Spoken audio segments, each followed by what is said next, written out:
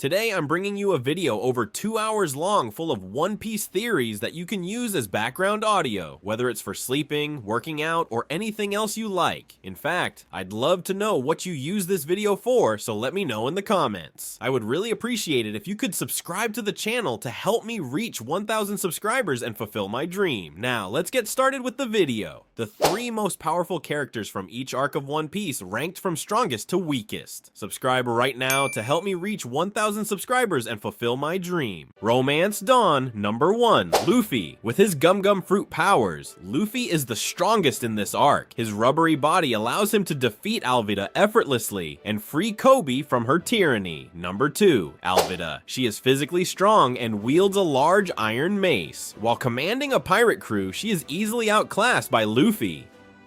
Number 3, Kobe. Though weak, Kobe takes the 3rd spot because most other characters are just ordinary people with no real power. Romance Dawn, flashback, number 1, Gol D. Roger. Even during his execution, Roger's legendary reputation and power remain unmatched, as he willingly surrenders rather than being captured. Number 2, Shanks. Demonstrates an early use of Conqueror's Haki to save Luffy from a Sea King, solidifying his strength as a Yonko to be. Number 3, Lucky Roo. Known for his speed and decisiveness, he is shown taking down the mountain bandit Higuma without effort. Orangetown, number 1, Luffy. He defeats Buggy by exploiting his weak spot, proving his strength and ingenuity in combat. Number 2, Buggy. His Chop Chop fruit makes him immune to slashing attacks, giving him an edge against swordsmen like Zoro. Number 3, Zoro. Although still growing in power, Zoro's swordsmanship puts him above Buggy's underlings. Syrup Village, number 1, Luffy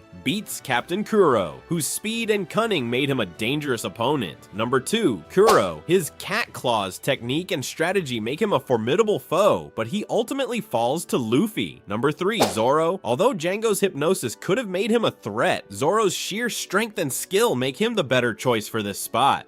Baratie, number 1.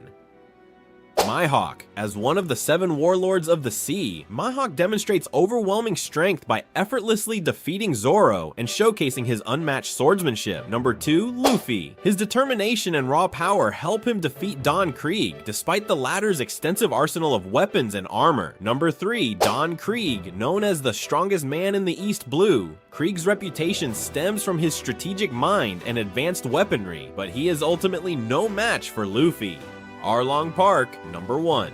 Luffy defeats Arlong in an emotionally charged battle, showcasing his superior strength and resolve to free Nami and the villagers. Number 2, Arlong. As a fishman, Arlong's physical strength and durability surpass most humans, making him a formidable opponent. Number 3, Sanji. Proves his combat skills by overpowering Arlong's crew and emerging as one of the strongest in this arc. Loguetown, number 1, Monkey D. Dragon. His brief appearance highlights his mysterious and immense power as he saves Luffy from Smoker and commands the wind itself. Number 2, Smoker. A Logia-type devil fruit user. Smoker's smoke fruit makes him untouchable by Luffy, who lacks Haki at this point. Number 3, Luffy. Though he is strong, Luffy is at a clear disadvantage against Smoker and only survives thanks to Dragon's intervention. Reverse Mountain, number 1, Laboon. The enormous whale demonstrates incredible strength and durability, making him a surprising contender for the strongest in this arc. Number 2,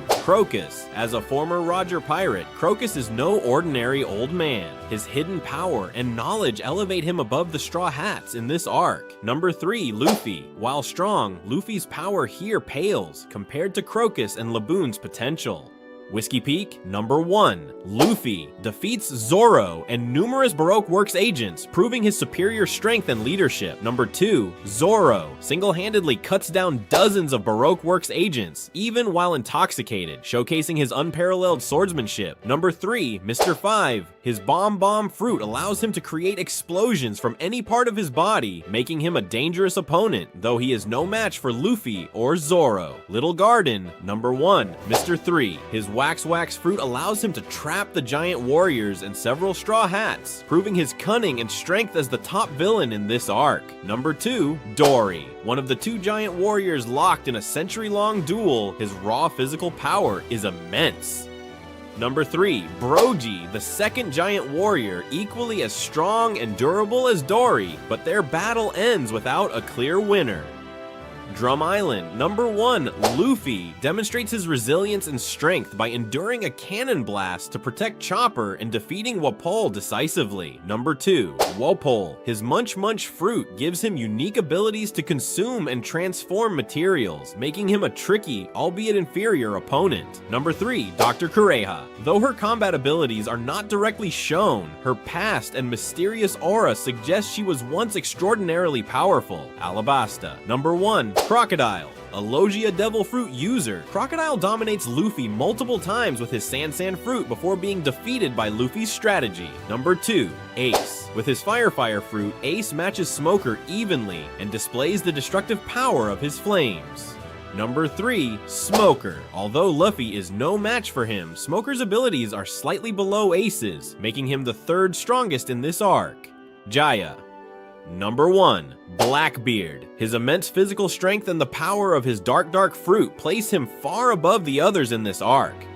Number 2, Luffy. His sheer determination and combat prowess allow him to defeat Bellamy with a single punch, showing his superiority. Number 3, Zoro. Despite the chaos, Zoro proves his strength by enduring Bellamy Pirates' attacks and staying resilient. Skypiea. Number 1, Enel. His Rumble fruit grants him near godlike powers, making him nearly unbeatable until Luffy's unique resistance to electricity prevails. Number 2, Luffy. Though he defeats Enel, Luffy only wins because of his Devil Fruit's immunity to electricity, not pure strength. Number 3, Sanji. Displays incredible durability and bravery, even withstanding an attack from Enel and protecting his crew. Long ring, long land. Number 1, Luffy. Dominates the Davy Back fight, outsmarting and overpowering Foxy to win the match and defend his crew. Number 2, Foxy. His slow fruit allows him to manipulate the speed of his opponents, making him a dangerous adversary, though he is ultimately defeated by Luffy. Number 3, Zoro. While not in peak form during this arc, Zoro's swordsmanship and resilience still place him above most others. Water 7.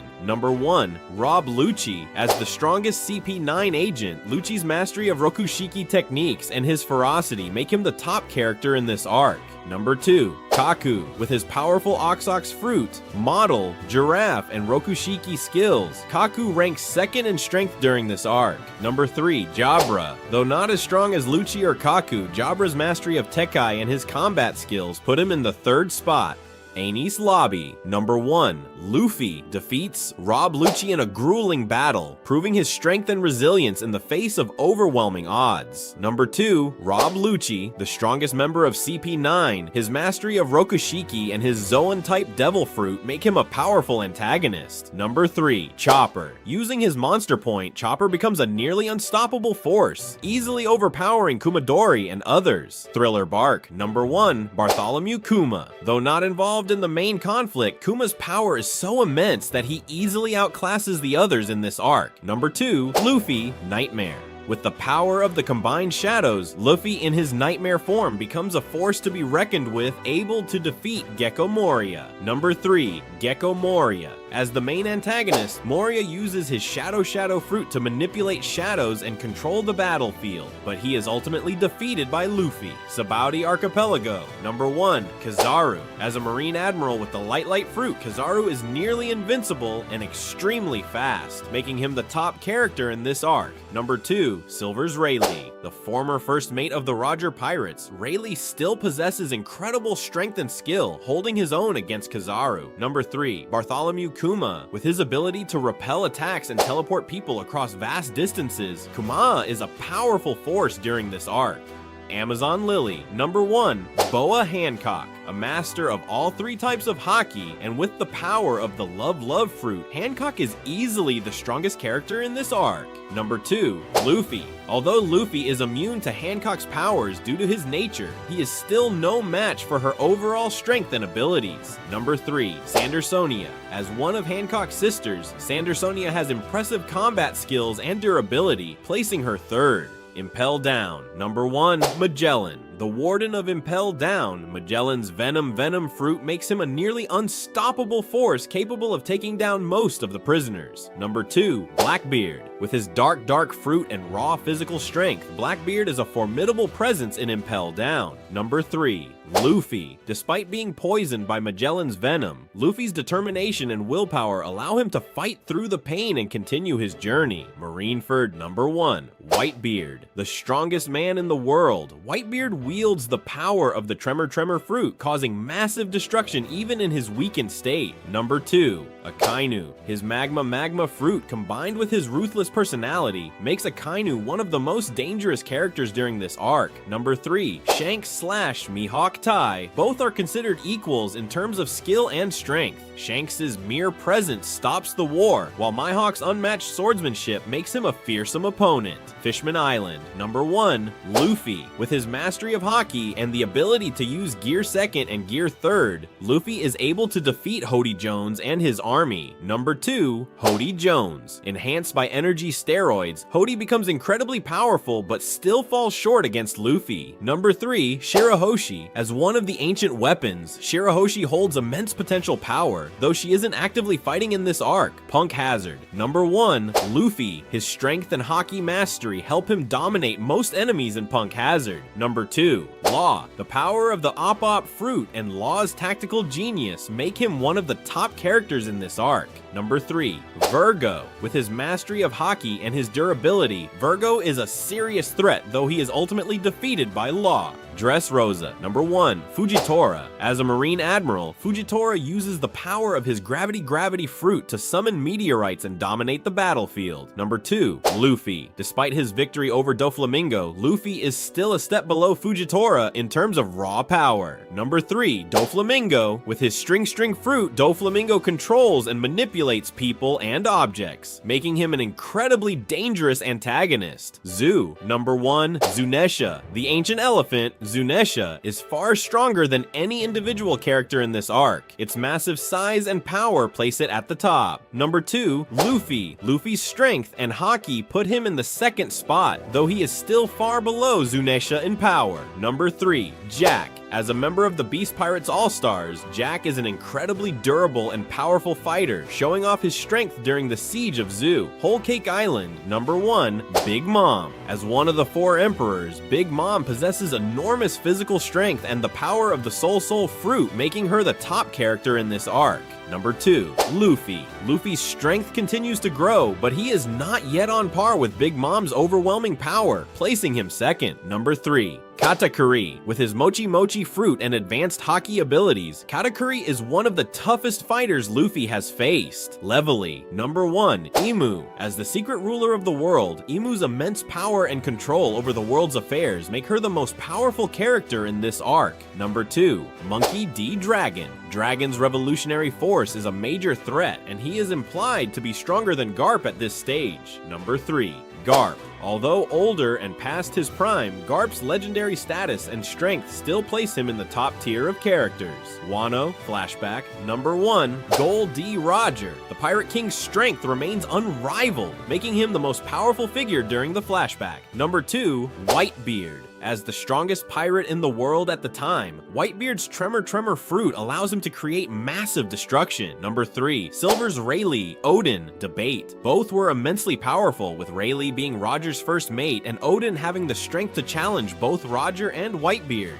Wano, principal. Number 1, Shanks. Though Shanks doesn't go all out in battle, his reputation and strength are enough to place him at the top of this arc. Number 2, Kaido. The strongest creature in the world is nearly unbeatable, but his downfall comes after intense battles with Luffy and others. Number 3, Luffy. Despite his victory over Kaido, Luffy still ranks 3rd, as he required the help of his allies and his own strength to defeat Kaido. Egghead. Number 1, Imu. As the secret ruler of the world, Imu continues to be the most powerful figure, manipulating world events from the shadows. Number 2, Monkey D. Dragon. Dragon's strength is considered greater than the 5 elders individually, making him second in this arc. Number 3, Saturn. As one of the 5 elders, Saturn holds immense power and is a major threat to the Straw Hats on Egghead Island. How did the fight between Shanks and Loki go? I want to see that now! I'm sure this was your reaction to Loki's words about Shanks. Since I know perfectly well that we won't see this in One Piece, I've decided to recreate the fight myself for you to enjoy. I just want to say that I would really appreciate your subscription to help me reach 1,000 subscribers and fulfill my dream, as well as a like if you enjoy the video. Now, let me leave you with the battle of Loki versus Shanks, and I hope you enjoy it. The sun blazed in the sky over Elbaf, the home of the giant warriors. The inhabitants had gathered around the majestic Atom Tree, its silhouette dominating the landscape with branches stretching toward the sky as if trying to touch the clouds. It was a special day, for an unexpected visitor had arrived on the island's shores. Shanks, the Red Emperor. Rumors of his presence had quickly spread across Elbaf, generating a murmur of awe and admiration. The giants of the kingdom felt honored and bewildered. Although Shanks was known and respected worldwide, his arrival in Elbaf was seen as an act of defiance. Even more, Prince Loki, the most powerful and feared giant of all, viewed it as a provocation. Loki was a colossus of immense strength, with pride and arrogance as vast as his size. His reputation as the strongest warrior of Elbaf gave him an aura of invincibility. Calm and confident, Shanks advanced toward the Atom Tree, where an area had been prepared for combat. The giants watched from afar, amazed that someone as small as Shanks would dare to face Loki. The tension in the air was palpable, and even Loki could not contain his impatience. Shanks, what makes you think a mere human can face me? Roared Loki, his voice rumbling like thunder in the mountains. The ground trembled beneath his feet as he approached Shanks, who remained calm. I didn't come here to prove anything, Loki. Shanks replied with a calm smile, his eyes displaying an unsettling serenity. But if you insist on fighting, I won't disappoint you. Loki's eyes filled with fury at the Red Emperor's calm demeanor. How dare this man, small and insignificant before the greatness of Elbaf, speak with such confidence? Loki clenched his fists, his knuckles turning white as marble, his muscles tensing. I'm gonna crush you, Shanks! Loki shouted, charging at the Emperor with all his fury. With impressive speed for his size, Loki swung his massive arm toward Shanks, trying to hit him with brutal force. Shanks, keeping his composure, took a small step back, dodging the blow just in time. Loki's fist smashed into the ground with devastating power, causing the earth to crack under the pressure. Fragments of rock and dust flew in all directions as the people of Elbaf watched with wide eyes of astonishment. Shanks wasted no time. Seizing the moment as Loki regained his balance, he unsheathed his sword, Griffin, and made a swift slash toward the giant. The blade moved like lightning, slicing through the air with a sharp whistle. Shanks's swordsmanship was legendary, and his conqueror's haki coated the blade, amplifying its power. However, Loki, with surprising speed for his size, raised his arm to block the attack. Although Shanks' sword struck with force, it barely left a scratch on the giant's thick skin, who let out a mocking laugh. Is that all? I thought you were one of the Sea Emperors. Loki taunted, looking at Shanks with a contemptuous smile. Shanks didn't respond, but in his gaze lay an unbreakable determination. He knew Loki was no ordinary foe. His immense strength and resilience were legendary, and underestimating him would be a fatal mistake. However, Shanks was also aware that true power in a fight wasn't solely about brute strength, but about skill and precision.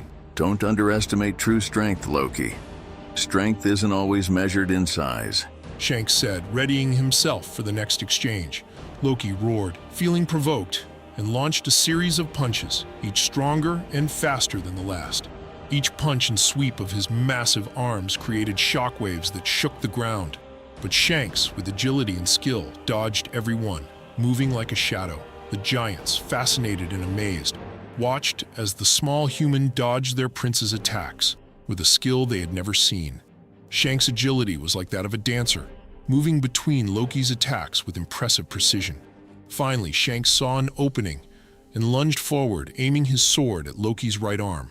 With impressive speed, Griffin's blade pierced the giant's skin, leaving a wound that, though not deep, made Loki grunt in pain. Stupid human. Loki shouted, stepping back as he touched his wound in disbelief. Shanks looked at him without saying a word, but his expression showed he wouldn't stop until he defeated his opponent. Loki, filled with rage, decided to use all his strength. He stretched both arms and leaped into the air, rising like a moving mountain. ready to crush Shanks with his full weight. Shanks watched as Loki descended on him like a meteor, and at that moment the Emperor unleashed a burst of Conqueror's haki that spread in all directions. The pressure of his haki was so intense that even the giants around them felt a shiver in their souls. Just moments before Loki hit the ground, Shanks moved with incredible speed, dodging the blow and appearing at his enemy's side. The ground cracked under Loki's impact, and a large cloud of dust rose into the air, covering both combatants. As the dust began to clear, Shanks stood unharmed while Loki slowly got up, his face showing a mix of fury and disbelief. You're stronger than I thought, Shanks. Admitted Loki, wiping sweat from his forehead. But you can't win. I am the Prince of Elbaf, and in this land, I am invincible. Strength and pride have made you arrogant, Loki. But even the strongest warrior must recognize their limits. Shanks replied, his tone as firm as his gaze. Both prepared for the next exchange, determined not to back down.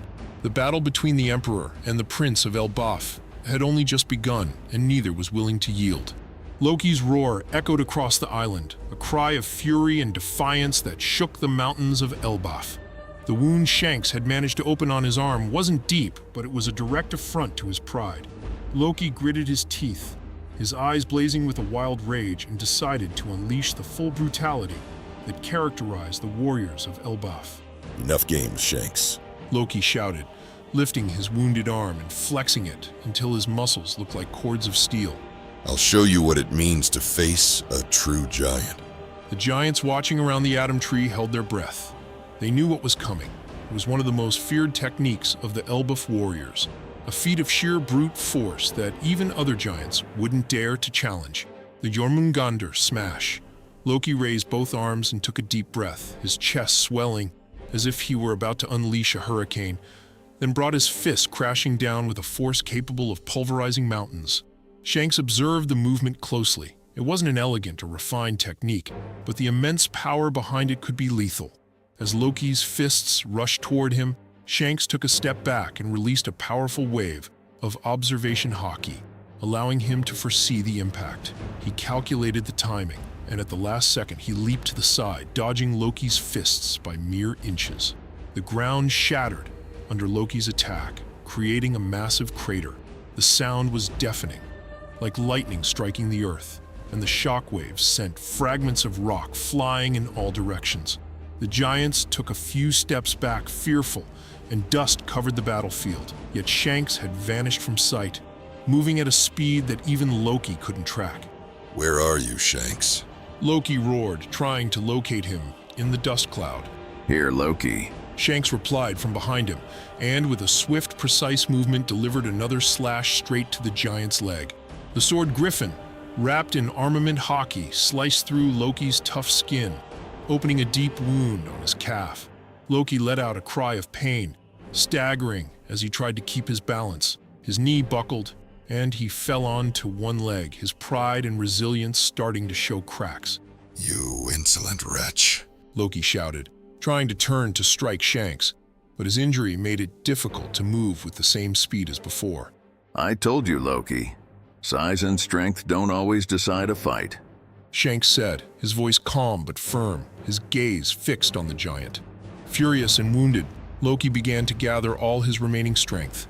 His eyes reflected a growing hatred for Shanks, mixed with a stubbornness that pushed him not to give in. For Loki, admitting the superiority of someone so small was humiliating, but the giant wasn't done yet. He took a deep breath, concentrating all his energy into one final move.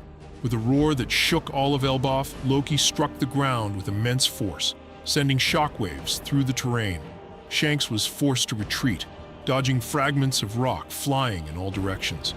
Loki seized the moment, lifting a massive rock with surprising agility for someone his size, and hurled it at Shanks with the force of a cannonball. Shanks, displaying his skill and agility, leapt backward and avoided the boulder, which crashed to the ground, sending a cloud of debris into the air. The Emperor of the Sea watched Loki, noticing how rage and wounded pride were consuming the giant. Loki was breathing heavily, but his resolve hadn't wavered. You think you can defeat me with tricks? Loki shouted, his voice echoing with frustration. You're nothing but an insignificant man, compared to the true warriors of Elbaf. Loki, I don't wish to destroy you.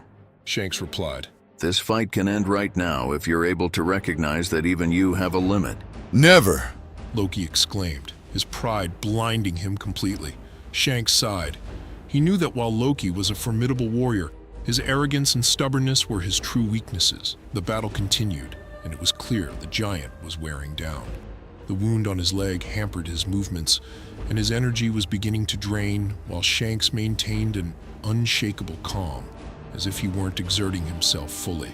Loki lunged at Shanks again, using his uninjured arm to try to trap him in a deadly grip.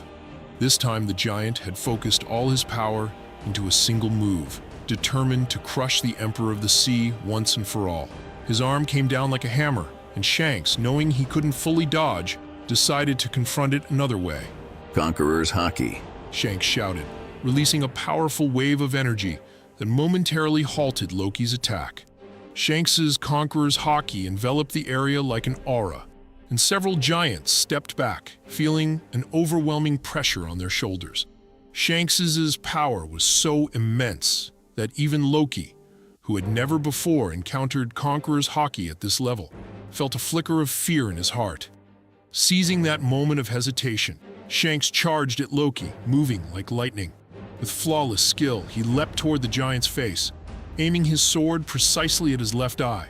Loki barely had time to react before Griffin passed close to his face, slicing a scar above his left eyebrow. Though not a deep wound, it was enough to make Loki stagger and retreat. Shanks landed gracefully a few meters away from Loki, who placed a hand on his face, feeling the blood trickling down his skin. The pain, combined with the humiliation of being wounded in this way, caused his fury to erupt once more. Curse you, Shanks. Loki shouted, his words full of frustration. I will not kneel before you. I am the Prince of Elbaf. Then prove it. Shanks replied, his calm unbroken. Show that you have the strength not only to fight but also to learn from this battle. But Loki, blinded by pride, couldn't understand Shanks's words. He only saw in him an enemy who had wounded his honor, and the giant was willing to exhaust his last breath to win. The battle raged on, each of the combatants driven by a sense of duty and pride, though in opposite directions. In the distance, the giants of Elbaf watched in silence. Many of them began to wonder if Loki could truly win, while others simply admired Shanks's skill. No one had imagined a human could challenge the Prince of Elbaf in this way. However, the fight was far from over, and both Shanks and Loki knew that the next exchange would be decisive. Loki was breathing heavily. His giant body was covered in wounds, and his pride, more than his flesh, was crumbling with each of Shanks's movements. The Prince of Elbaf had started the battle with arrogant confidence, convinced that no human could oppose his overwhelming strength. However, before him stood Shanks, a man whose determination and skills seemed to surpass any limit. As Loki gathered his last strength, Shanks watched him silently. The sword Griffin still glowed with an aura of armament Haki, but his movements were precise and controlled. There was no anger on his face, only an unshakable resolve. Loki, this battle doesn't have to end this way. You can still stop, said Shanks, his tone devoid of mockery, only a genuine calm. You're a warrior of Elbaf. You can decide how this ends. Shanks's words, however, only seemed to fuel Loki's fury. Shut up, Shanks. Don't tell me how to act, growled the giant, his voice reverberating through the air. The wound on his brow bled and his eyes reflected a mixture of fury and pain. I am the prince of this land, and I won't allow a mere man to lecture me. Are you so stubborn, Loki? Shanks replied, his voice deep and steady, though his words cut like the edge of his sword. Or are you afraid to acknowledge that there's more than brute strength? Loki's face tensed. He knew Shanks wasn't lying, but his pride blinded him. With a cry of sheer desperation, Loki charged at Shanks, his fist raised in a final attempt to crush him with all his might. The Emperor of the Sea didn't move, instead preparing to receive the blow, wrapping his arm with Conqueror's Haki. The pressure emanating from Shanks made the air around him vibrate. Loki felt the intensity of the Haki like an invisible barrier, but his pride wouldn't let him stop. The collision between Loki's fist and Shanks's defense produced a shockwave that shook the foundations of the Atom Tree. The giants watching stepped back, feeling the impact in their own bodies. To everyone's surprise, Shanks remained firm. Although Loki was a giant with colossal physical strength, Shanks possessed a will so indomitable that it seemed capable of matching his enemy's power. At the moment of impact, Shanks stepped forward, holding Loki's fist, and taking advantage of his moment of vulnerability. In a swift movement, he turned and executed a hold, using the giant's own strength against him. Loki fell to the ground with a crash, while Shanks stood beside him. Loki panted, his body exhausted and covered in wounds. His face showed a mixture of pain and confusion. He couldn't understand how someone so small could have overpowered him. But more than that, he couldn't accept that he had been defeated without Shanks showing any hatred or contempt. On the contrary, the Emperor of the Sea looked at him with a serious expression, but without arrogance. It's not just about strength, Loki. Shanks said, his voice soft but firm.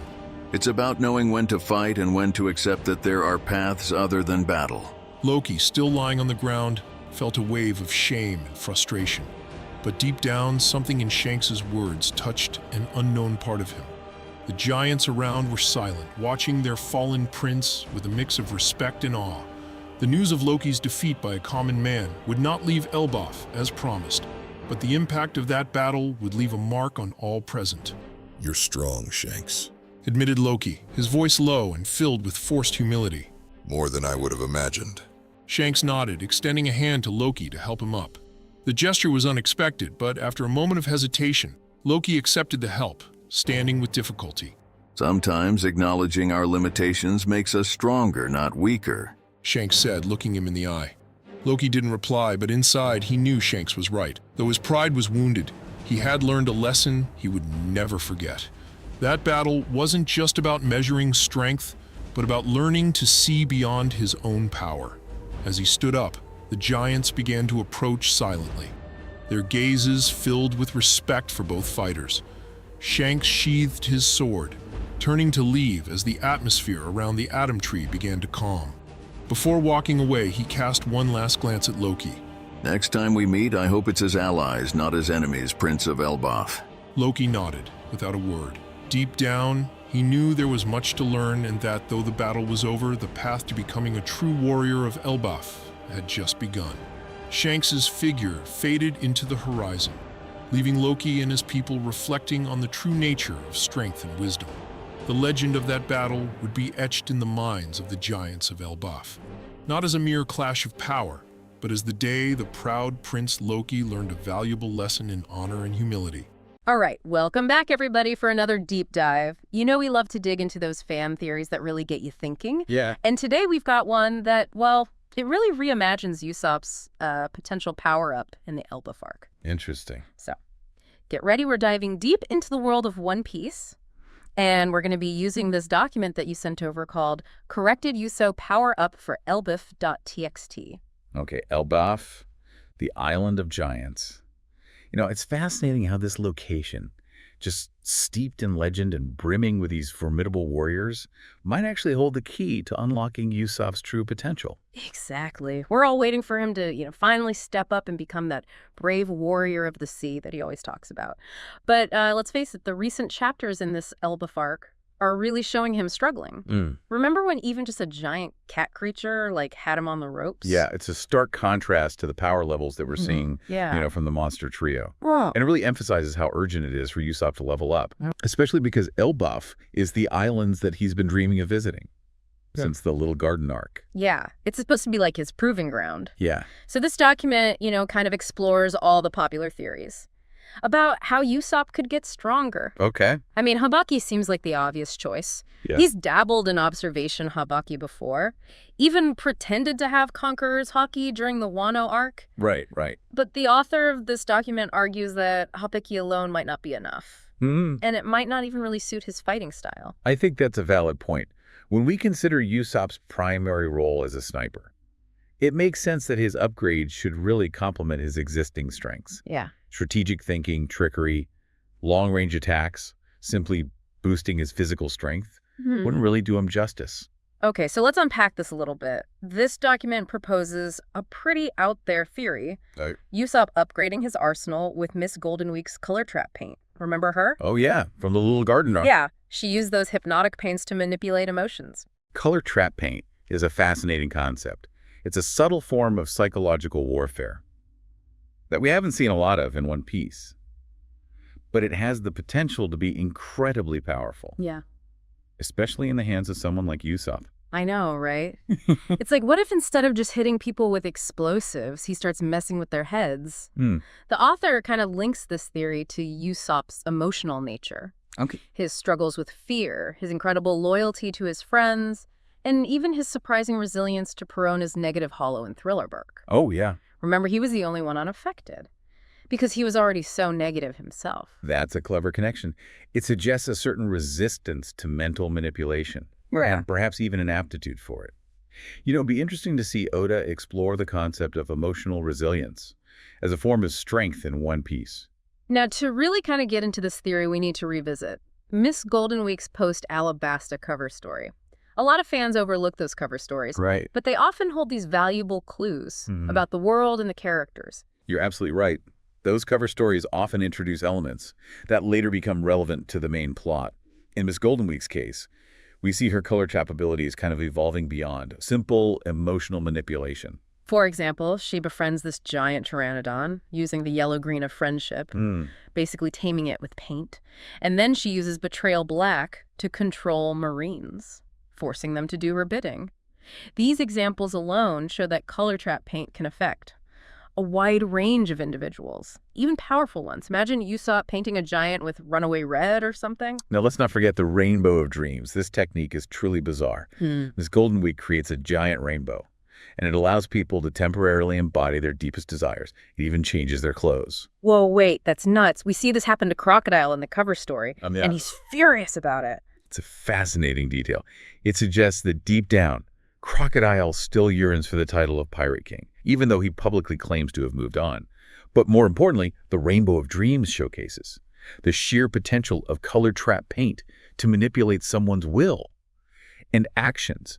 Imagine Usopp using this technique to turn enemies against each other or to force them to make tactical blunders. Think about the implications for combat. It wouldn't just be about raw power. It'd be about disrupting your opponent's perception and judgment. It would be a perfect counter to someone like Van Augur, Blackbeard's sniper, who relies heavily on observation halaki for his long-range accuracy. Imagine Usopp painting the battlefield with illusions, making it nearly impossible for Van Augur to target him accurately. It would level the playing field in a way that aligns with Usopp's strengths as a strategist and a trickster. And consider this, even if Usopp didn't want to use color trap offensively, he could use it defensively, creating a psychological barrier around himself and his allies, perhaps painting his allies with courage yellow to enhance their bravery, or even using paint to camouflage themselves more effectively. Ooh, I like where you're going with this. It's not just about direct attacks. It's about using psychology to control the flow of battle. Right. Now, the big question is, how does Elbaf fit into all of this? Well, the document points out several interesting connections. First, remember how the very beginning of the Elbaf arc was shrouded in illusion and misdirection? It felt like stepping into a fairy tale world where perception was unreliable. Oh, yeah. But what if Elbaf is inherently linked to illusions or altered states of consciousness? And that's why color trap paint would be particularly effective there. It's an intriguing possibility. And remember, Django's hypnotic powers come from a mushroom. Oh, yeah. Could Miss Goldenweek's paint be derived from a similar source? We know Elbaf has lush jungles with unique flora and fauna. You're right, Elbaf could easily have some rare plant or fungus with hypnotic properties. It would be a perfect way for Usopp to discover and learn about color trap paint organically within the arc. And thematically it would make sense. Elbaf is steeped in Norse mythology, where illusions and trickery are common themes. It's the perfect setting for Usopp to embrace a fighting style that relies on deception and mental manipulation. Expert speaker. Okay, I'm getting really excited about this color trap idea, but there's one big question. Where does Miss Goldenweek fit into all of this? I mean, she isn't exactly hanging out in Elbaf right now, as far as we know. That's where this document gets really interesting. It points to a few clues that suggest a possible comeback for Miss Goldenweek. First, her cover story doesn't just showcase, her expanded color trap skills. It also positions her for a return to the main story. Okay. Think about it. Nearly every cover story in One Piece eventually ties back into the main narrative. You're totally right. CB9 Caribou, even Enel's crazy adventure on the moon, they all came back in some way. It's like Oda is playing this long game, setting up these seemingly minor events that have a huge payoff down the line. Exactly. And in Miss Golden Week's case, her cover story ends with her opening a new Spider's Cafe. Yeah. On a desert island with some of her former Baroque Works comrades. Interestingly, we recently saw Miss Golden Week on a desert island again. In a message from Vegapunk. This message shown in chapter 1115 basically reveals that Vegapunk has been secretly communicating with various figures around the world. Whoa. So Oda is definitely dropping hints here. It's not just a random coincidence that she's on a desert island again. It feels very deliberate, like a setup for her return. And let's not forget that part of Baroque Works has already joined the Cross Guild. It wouldn't be surprising if the rest of them followed suit, especially with the world in such turmoil. And remember her epithet, flag bearer of freedom. I mean, that seems way too significant. For a character who's just going to fade into obscurity, it suggests she has a bigger role to play, perhaps even in the fight against the world government. Talk about foreshadowing. It definitely adds another layer of intrigue. It's like Oda is saying, pay attention to this character. She's going to be important later. Now let's shift gears for a moment and talk about Usopp's father, Yasopp, the legendary sniper of the Red Hair Pirates. Oh man, Yasopp. We've only seen glimpses of his power, but that one scene where he casually destroys a ship with a single shot was insane. Talk about setting a high bar for Usopp to live up to. It definitely establishes the potential for incredible marksmanship in One Piece. And let's not forget Van Augur, one of Blackbeard's commanders, who's also considered a top-tier sniper. Usopp's going to need a serious edge if he wants to compete with those guys. Right. But this document makes a good point that just giving Usopp more firepower wouldn't be true to his character. He's not a brute force kind of fighter. Right. He's all about strategy, trickery, using his environment to his advantage. That's where color trap paint really shines. It allows him to outsmart opponents who might be physically stronger than him. Exactly. Imagine Usopp using color trap paint to turn his enemies against each other or to create illusions that distract them long enough for him to land a crucial shot. It would be both hilarious and awesome to see those strategies play out in a battle. Oh, I can already picture the reactions from the other Straw Hats. Luffy would be completely confused. Zoro would probably just shrug it off. And Sanji would be trying to figure out how to use the paint to his advantage with the ladies. It's those moments of character interaction that really bring One Piece to life. But beyond the humor, there's also a deeper layer of symbolism at play. Okay. This document delves into the meaning of the Rainbow Bridge in Norse mythology, where it represents not just a physical connection between realms, but also hope, transformation, and the pursuit of the impossible. That totally fits with Usopp's journey throughout One Piece. He's always striving to overcome his fears, to become braver, to achieve things that seem out of reach. And what could be more symbolic of that than literally building a bridge to the sky? It would represent a culmination of his growth, both as a fighter and as a person. And it would be a fitting tribute to Mont Blanc Noland, who was punished for believing in something that seemed impossible to others. Yes, Usopp could be the one to vindicate Noland, to prove that dreams, no matter how outlandish, are worth fighting for. Who knows?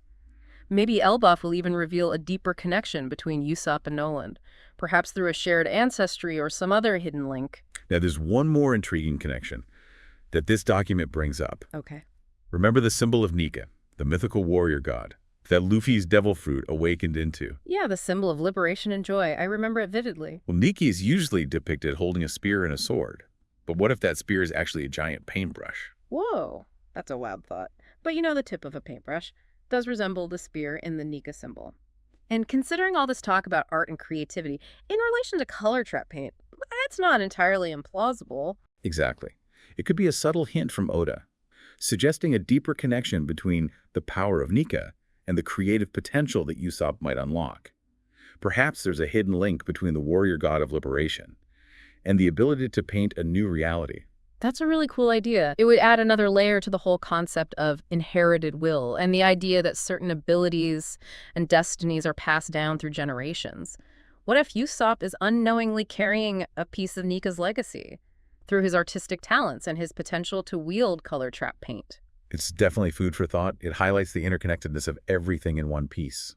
Every detail, every symbol, every character interaction could hold a deeper meaning, a clue to the grand mysteries that Oda is slowly unraveling.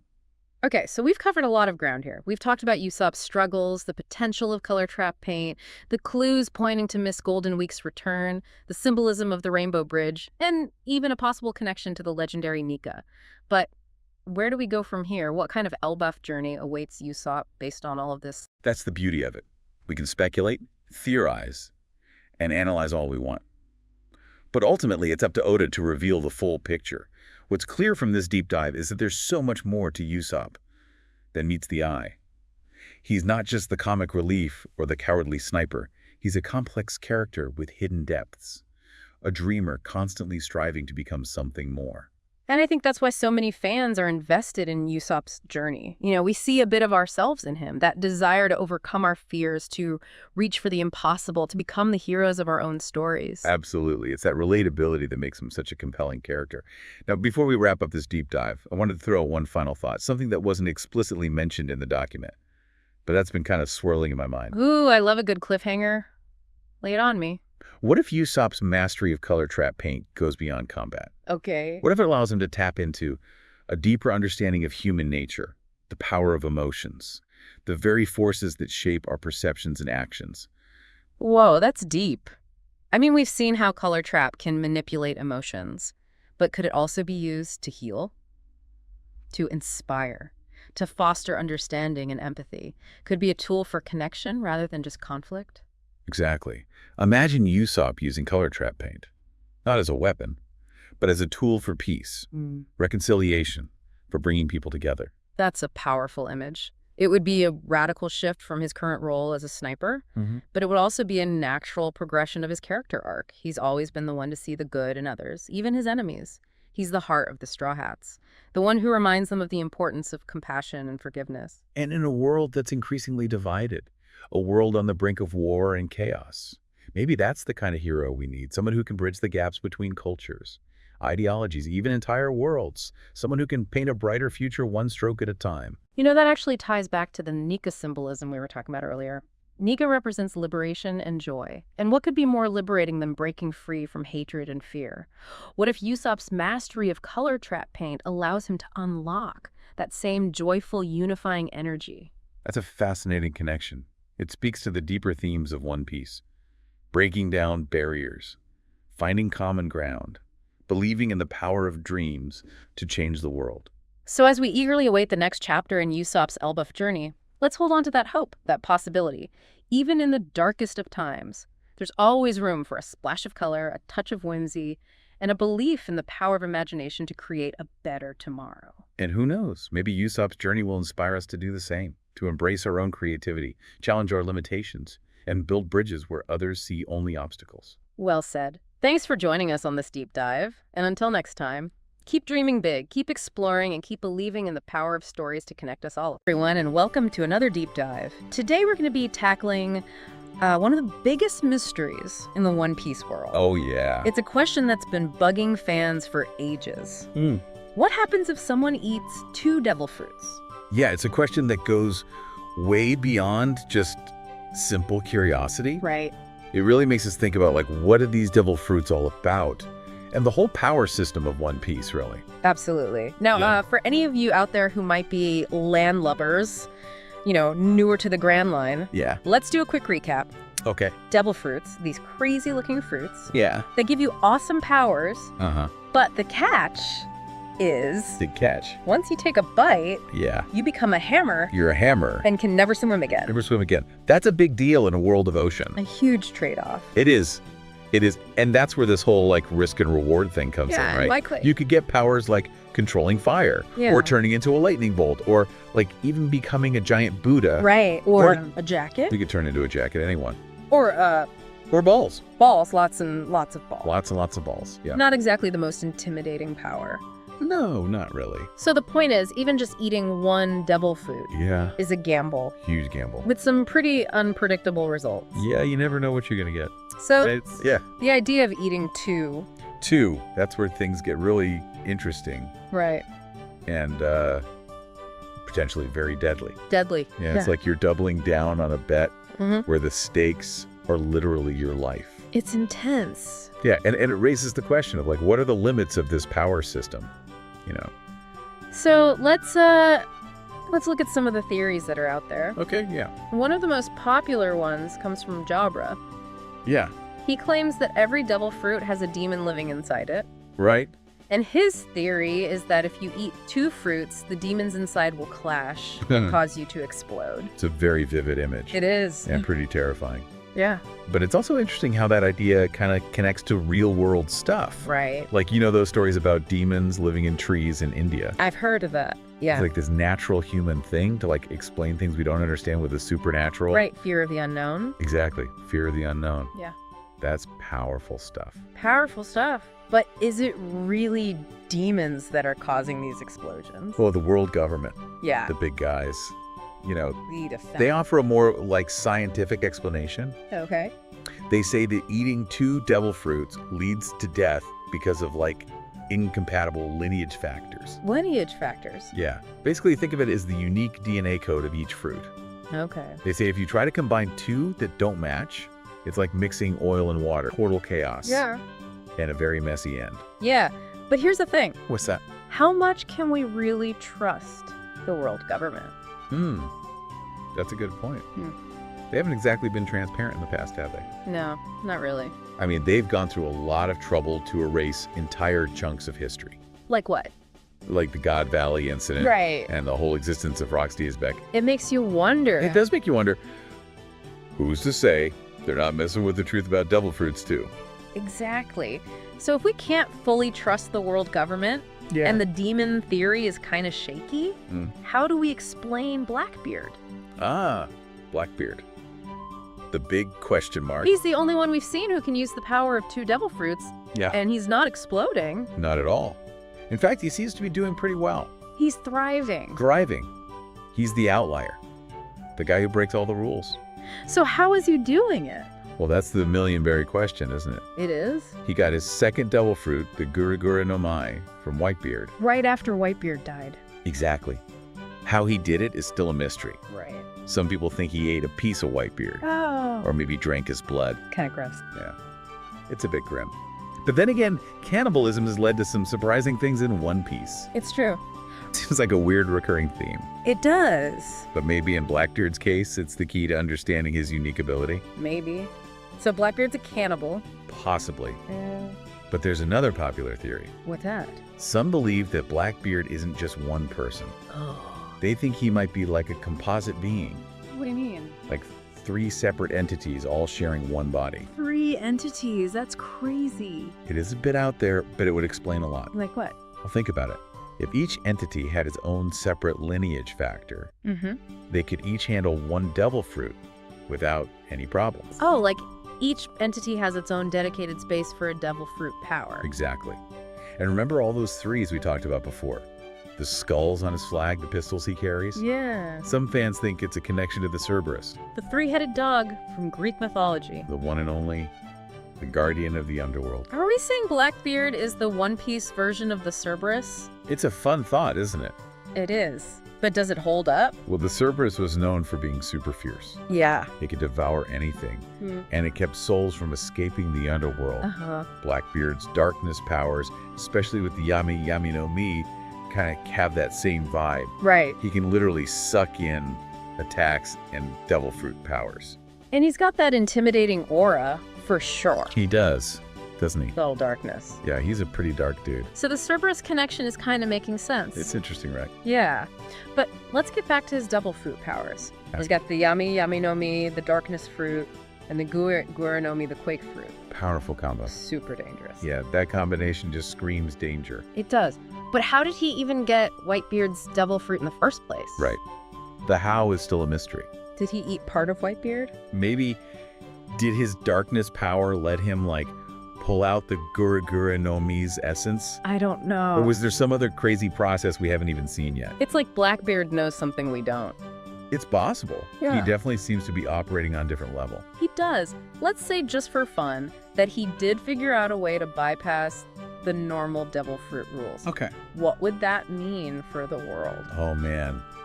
Imagine pirates everywhere trying to copy him, Yeah. wanting to become walking weapons with multiple devil fruit powers. That would be It insane. would be total chaos. The balance of power would shift completely. And the world government. They wouldn't just sit back and watch. No way. You'd do anything to hold on to their power. It would be a war. Probably. A huge war between those trying to exploit this new knowledge and those trying to suppress it. All because one guy decided to break the rules and eat 2 devil fruits. Blackbeard is a real game changer. He is a total wild card. He throws everything we thought we knew into question. But there's one more piece of the puzzle we need to talk about. What's that? Vegapunk in his research. Ah, yes, Vegapunk. Oh. He's the key to understanding all of this. He's unlocked the secrets of lineage factors Right. and figured out how to replicate devil fruit powers. He's a genius. A total genius. But even he hasn't figured out how to use 2 powers at the same time. Which makes Blackbeard even more mysterious. Exactly. Could Vegapunk's research hold the answer to how Blackbeard did it? It's definitely possible. In fact, recent events in the One Piece manga have revealed some really interesting new stuff about Vegapunk's discoveries. Ooh, intriguing. Yeah, and those discoveries might just be connected to Blackbeard's strange ability.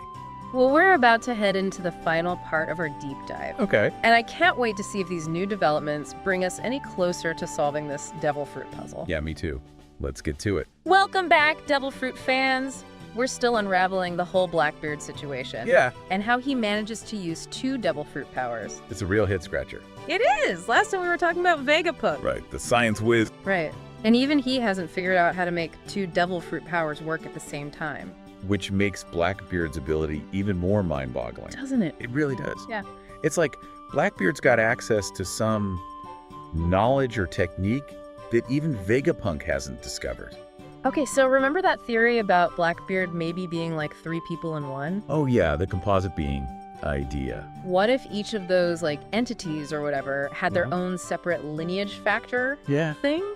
That's an interesting thought. Right. Yeah, it's like each part of him has its own little compartment for a devil fruit power. Exactly. And then there's all that symbolism with the number 3, Oh yeah. 3 skulls on his flag, The 3 pistols. 3 pistols. Hmm. Could that be a hint? It's possible. Some fans think it points to a connection with the Cerberus. Wait, the 3-headed dog from Greek mythology. One. Are we saying Blackbeard is like the One Piece Cerberus? What's a fun theory to think about? I mean, it's pretty cool. It is. The Cerberus was known for being super strong and fierce. It could eat anything. And it guarded the entrance to the underworld. So you're saying Blackbeard's like the gatekeeper of the One Piece underworld? Maybe in a way. His darkness powers with the Yami Yami no Mi do have that kind of like consuming and controlling vibe. Right, he can suck in attacks and even nullify other devil fruit powers. Exactly, and he's got that whole dark and intimidating presence. He does. It's like he just radiates darkness. Yeah, he's a pretty intense guy. So maybe the Cerberus connection isn't that far-fetched. It's definitely something to consider. Okay, but let's get back to his actual devil fruit powers. Okay. He's got the Yami Yami no Mi, the darkness fruit, and the Guro Guro no Mi, the quake fruit. A truly devastating combination. It is. But how did he actually take Whitebeard's devil fruit? Right, that's the big mystery. We know it happened right after Whitebeard died. Yeah, but the how is still unclear.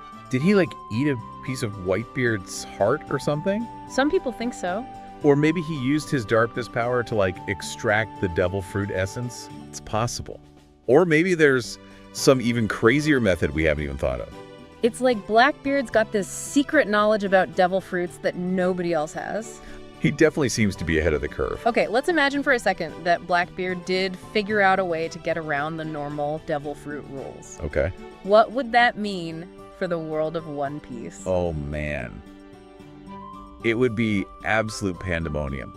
Right. Imagine pirates all over the Grand Line trying to copy Blackbeard, Yeah.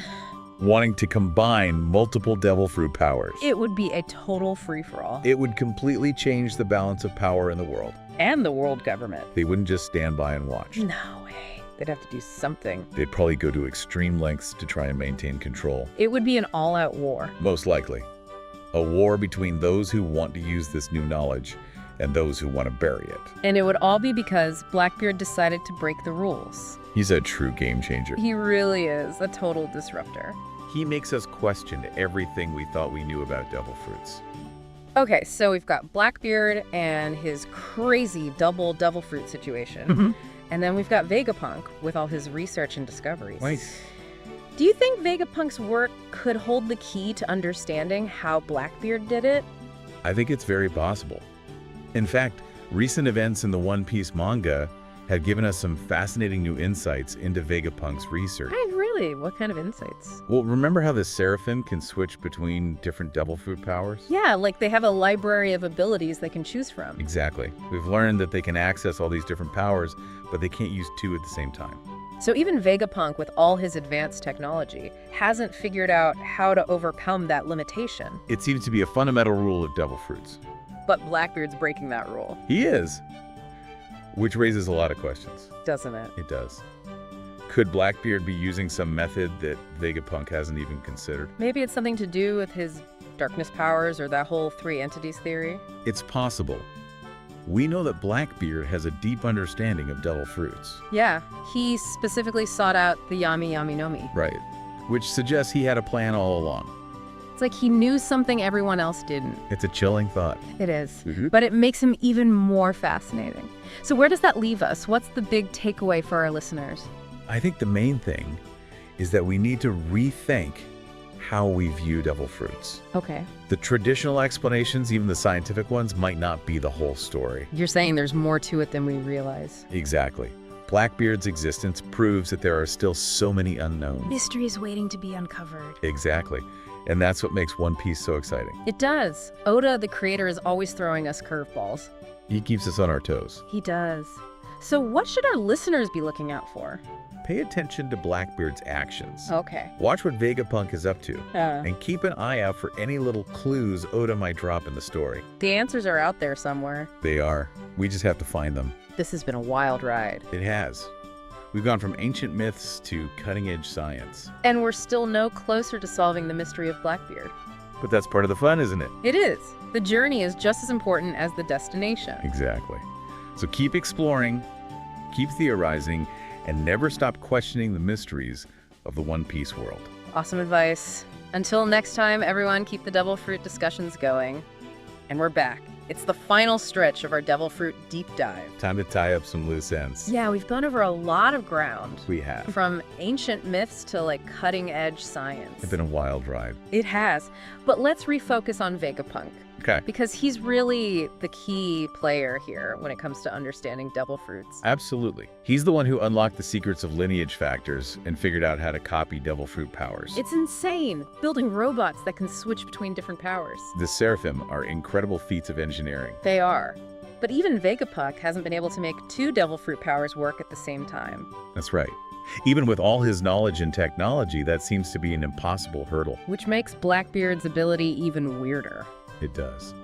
It's like he's found a loophole that even Vegapunk doesn't know about. Okay, so what new stuff has Vegapunk discovered that might help us understand Blackbeard? Well, remember how the Seraphim can switch between different devil fruit powers? Yeah, like they've got a whole library of abilities to choose from. We've learned that while they can access all those powers, they can only use one at a time. So they can't combine powers? Nope. There seems to be some kind of fundamental barrier preventing that. So even with all of Vegapunk's genius, he hasn't figured out how to break that barrier. Exactly. But Blackbeard is breaking it. He is. Which means he must be doing something fundamentally different. So what could that be? Well, there are a few possibilities. Maybe Blackbeard is using a method that Vegapunk hasn't even thought of. Like what? We know that Blackbeard has a really deep understanding of devil fruits, Yeah, he went after the Yami Nomi specifically. right? It was Yeah. a very deliberate choice, Yeah. which makes you think he had a plan. Like he knew something everyone else didn't. It's possible. He might be manipulating lineage factors in a way that Vegapunk hasn't discovered. And that brings us back to that whole thing about him possibly extracting Whitebeard's devil fruit power. Right? Maybe there's a connection there. So we've explored all these different theories and possibilities. Yeah. Where do we go from here? What have we learned about Blackbeard and devil fruits? I think the biggest takeaway is that we need to keep an open mind. Okay. The old explanations, even the ones based on science, might not be the whole story. You're saying there's still a lot we don't know, Exactly. Blackbeard's existence proves that there are still mysteries to uncover. and that's what makes One Piece so great. Yet Oda always keeps us guessing. He does. So what should our listeners be thinking about going forward? Keep watching Blackbeard. Okay. Pay attention to what Vegapunk is doing. Right. And look out for any clues Oda might drop in the story. Because the answers are out there somewhere. They are. It's up to us to find them. Well, this has been an awesome deep dive. It has. We've covered so much ground, We've explored the mysteries of devil fruits debated the implications of Blackbeard's actions. and learned that there's still so much to discover. It's a reminder that in the world of One Piece, anything is possible. And that's what keeps us coming back for more. Absolutely. So, until next time, everyone, keep those devil fruit theories coming. And keep exploring the Grand Line. Okay, get ready for this because we are diving deep, deep, deep into Elbaf today. Definitely. And your research, Oh, yeah. it's got me so hyped. Yeah. Like seriously hyped I bet. for this arc. Yeah. Because you're looking at Elbaf through like this lens of Norse mythology. Yeah. And with all the hints Oda's dropped, Uh-huh. you just know he's got Yeah. something huge planned. Runes, prophecies. Right. Maybe even like a giant tree holding everything together. It's gonna be big, I know. It'd be wild. Yeah, you're right to be excited, I have to say. Oh, yeah. Elbaf has been like this legend whispered about in the Right. world of One Piece Yeah. for decades now, almost as long as the hunt for the One Piece itself. It's crazy. What makes your research, your deep dive so intriguing is that Oda, he might actually use Elbaf Right. to finally answer some of those burning questions we have, like what was the Void Century? What are the ancient weapons all about? Maybe even like the very nature of their world. Right. Right. It's a lot to think about. It is. But I think Yeah. a good place to start would be with the giants themselves. Oh, yeah. The giants. They're so fiercely devoted to the sun god Nika, right? Yes. Which, knowing Luffy, I know, right. throws a bit of a curveball into the mix, don't you think? Absolutely. Because this is the guy who, like, he would rather, like, devour a mountain of meat Yeah. than be called a god. Toward. Even if his powers are Yeah. literally screaming otherwise. Like, come on. Yeah. You know. It's not every day that you see someone a walking contradiction like that, Yeah. especially in a society that seemingly worships the very power that he embodies. Right. Like, how does that even work? Exactly. Just like the ultimate clash of ideals, right? Definitely. It makes you wonder, Yeah. like, imagine Luffy, Right? this guy who champions freedom, scoffs at authority, Mm-hmm. and then he lands in this place, Elbaf, Right. where Yeah. Nika, literally the embodiment of his powers, Yeah. is revered. It's like, whoa. Like, what? Yeah. How does he reconcile those conflicting views? I don't know. Especially if their culture, like, demands that he embrace this role Yeah. he wants nothing to do with. Right. It could be like a huge turning point for him, I think so. forcing him to confront not just Elbaf's traditions. But also, like, the true nature of his own powers. Totally. Talk about an identity crisis. Right. And Yeah. that makes you wonder, like, will his powers even work the same way in Elbaf? Who knows? What if the environment, the beliefs, even like the very air of Elbaf Right. interacts with his devil fruit in these crazy, unexpected ways? Yeah. Like, this could be where his whole, like, devil-may-care approach to his powers Oh, gets a reality check. Oh, yeah, for sure. And don't even get me started on that image from the arc's introduction.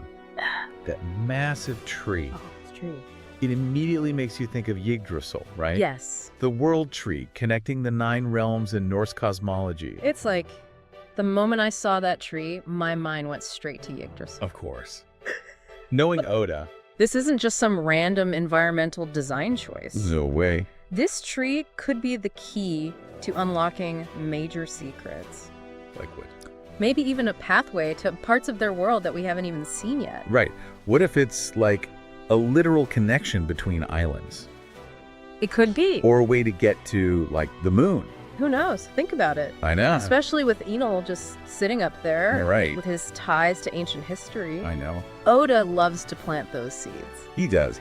And this feels like way more than just a coincidence. Oh, yeah, this is going to be good. It is. It is. Yeah. Speaking of Oda and, like, planting these seeds Mhm. and pulling from history, Right. there's something else in your research that, like, totally fascinated me. Okay. Yeah. The story of the Prosetta. Ah, yeah. A perfect example of, like, cultural survival, right? Yes, exactly. It's this, like, collection of Norse myths and Yes. poems, and it only survived because it was, like, disguised as fiction. Right. How wild is that, to think that these epic tales were almost lost forever? Trees. And it got me thinking about Wano Mm-hmm. and how Oda used that arc to explore like Right. themes of cultural erasure Yeah. and the power of stories. Yeah. You yeah, know, absolutely. Like they're so intertwined. It's a brilliant parallel, and it really speaks to Oda's ability to weave these seemingly like disparate threads, Yeah, into this really cohesive narrative. right, exactly. The prose Edda, it was disguised to protect it, and that echoes Wano's struggle to preserve its own history, its heritage. Right, and it's like he's saying, like, Yeah. even in a world dominated by power, Yeah. stories have this way of enduring, Totally. of like finding a way through. Yeah, yeah. And it makes you wonder, like, if Elbaf is the next stop on this journey, Right, what stories are going to be uncovered there? right. And how are they going to, like, reshape our understanding of the One Piece world? 100%. 100%. And speaking of stories, your research delves into some really, like, fascinating possibilities. Oh, yeah. When you start to think about the inclusion of these Norse figures. Right. Loki, for instance. Oh, Loki. Really caught my eye. Often he's portrayed as, like, this straight-up villain. Yeah, yeah. But you propose a different take. Yeah. Loki as this, like, mischievous trickster. I love that idea. And it fits so perfectly with those little Lego hints that Oda dropped early on. Yes. It's like he's, like, toying him with us. Yeah, totally. Like using those nods to Scandinavian culture to just, like, hint at something deeper. Oh, for sure. Absolutely. Absolutely. Like, what else you got, Oda? And if we're kind of, like, leaning into those cultural references, like, what if he takes it a step further? Yeah, what if he does? Imagine this. Zorro, Yeah. who is notoriously bad with directions, Oh, you know, right. gets lost, Uh-huh. but not in, like, some ancient forest, Right. but a giant IKEA. Oh, my God, stop. Right. It's like this playful nod to those Scandinavian stereotypes. Yeah. But it also creates, like, this hilarious scenario. Oh, totally. I need to see that. Zorro trying to decipher IKEA instructions. Yes. While, like, battling mythical creatures. Come on. It writes itself. It does. It does. But, okay, so back to Loki. Okay, yeah. I love this idea of him being more mischievous than, like, straight up malicious. It opens up so many possibilities. Yeah, it does. Especially for Usopp, I think. Usopp, the brave warrior of the sea. Yes. Or at least he will be. One day. But you're right, Loki's presence could be that catalyst for Usopp's growth. Right, yeah. Like, what if Loki's trickery? Yeah. It's not about, like, causing harm, Right. but it's actually setting the stage for Usopp to shine. Like, how would that even work? Imagine, okay, Loki shows up, right? And his deception, everyone's fooled. Okay. But Usopp, Yep. with his sharp mind I know, right? You think so? and his keen observation, he sees through it. Usopp. Usopp, he's the only one. Wow, that's kind of cool. Right. It's the classic, like, underdog story. Yeah. But with that One Piece twist, I like it. where Usopp, the sniper who cries wolf, Yes. becomes the one person who can actually expose the truth. He's not lying this time. Right. And it challenges everyone's perceptions. And he saves the day. And potentially saves the day. I love that. It's like this moment where, Right. his lies actually become his strength. Oh, that's good. They allow him to see what other people miss. Wow. Right. That's really good. And we can't forget about the potential for Niflheim, Niflheim. the underworld. Right. Now, I know what you're thinking. Yep, absolutely. We don't want, like, some cliche trip Right, it's been done. to the land of the dead, you know? Right, yeah. But what if it's not about, like, these grand spectacles and, these huge set pieces? What if it's about something much more personal, like a personal journey, especially for Brook? Brook in the underworld. Think about it. Now that's interesting. He's the one character who's actually experienced death, That's true. who understands that boundary between life and what lies beyond. He's walked that line. Exactly. Yeah. Imagine Niflheim as, like, a reflection of Brook's past. Oh, okay. A realm where he actually has to confront, like, maybe lingering fears Right. or some kind of unresolved issue from his previous life. Oh, that's interesting. Wouldn't just be like a detour. Right. It would be a crucial part of his character arc.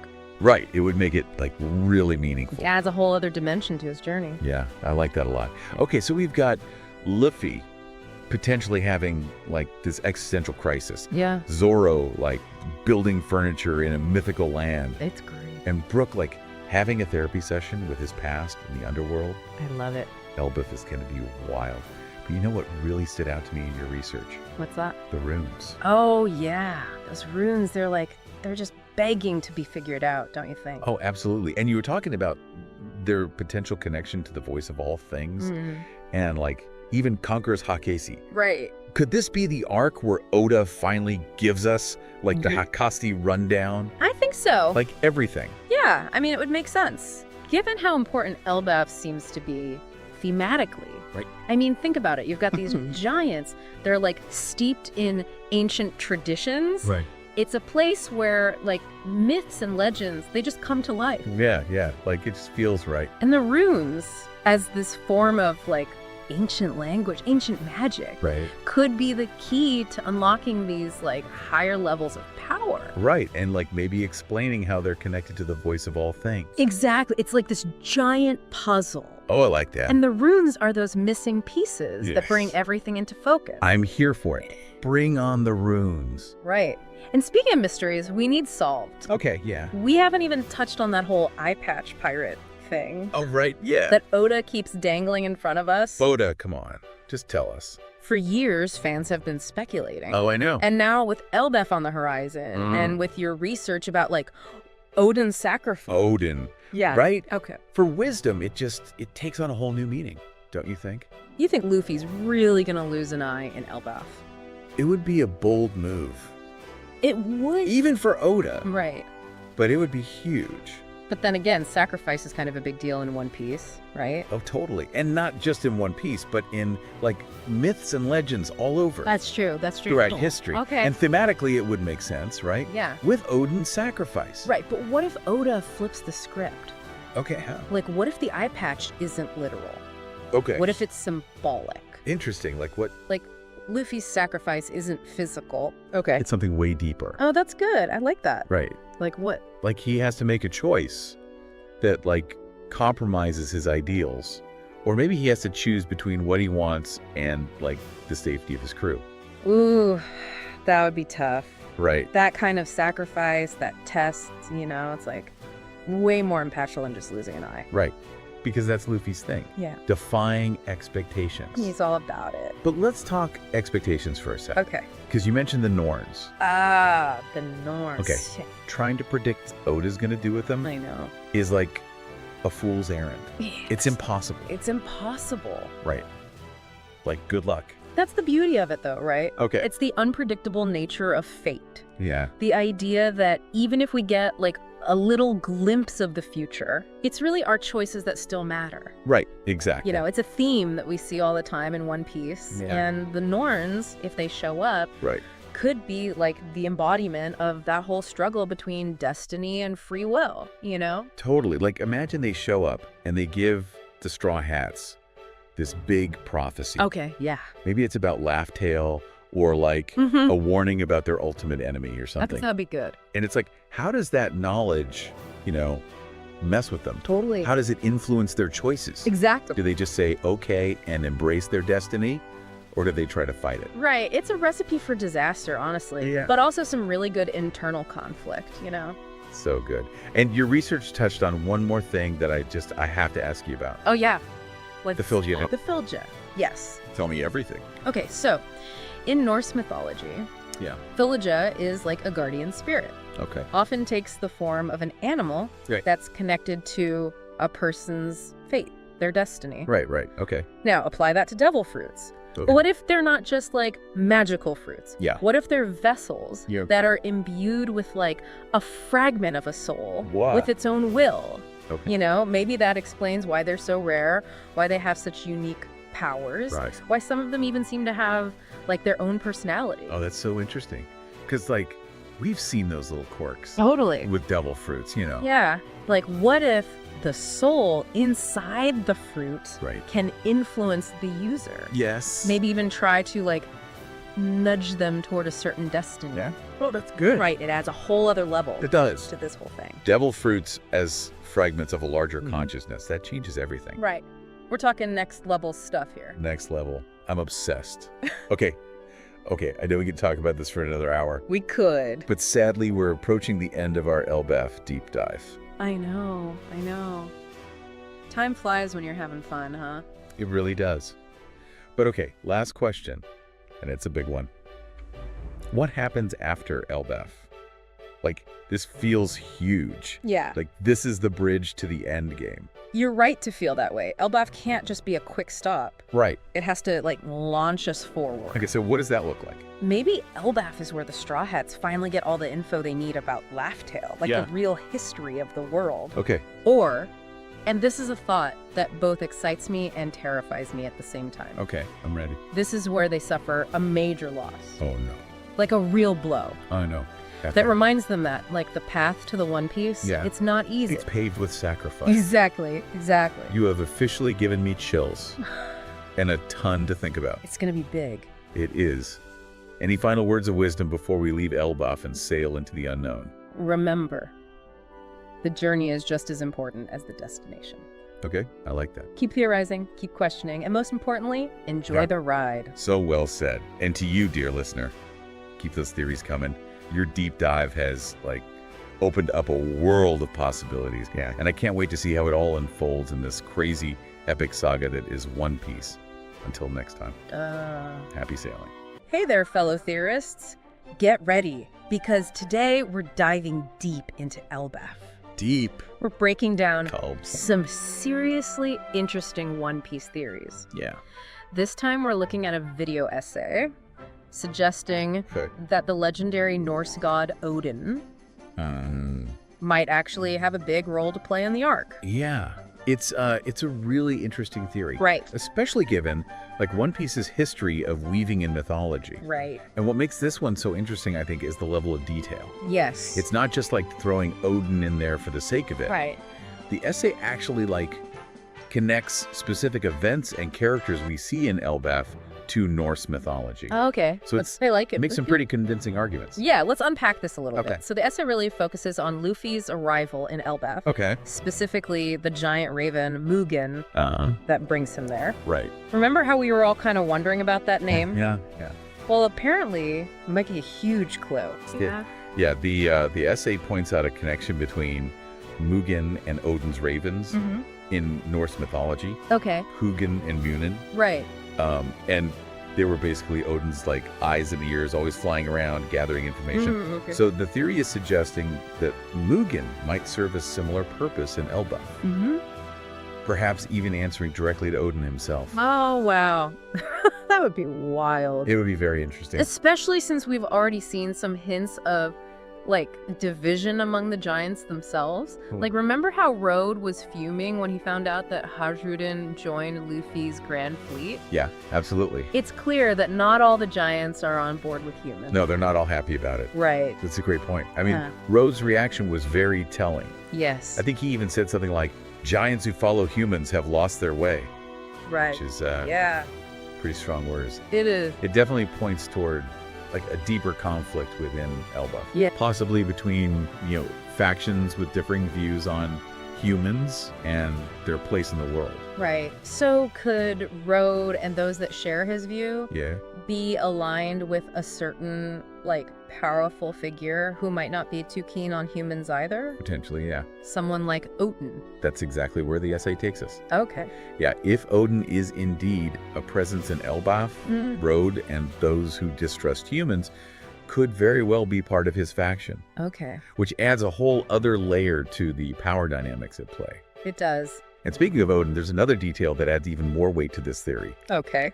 Remember how Loki, the, trickster god from Norse mythology, is constantly referred to as a prince of Elbaf? Yes.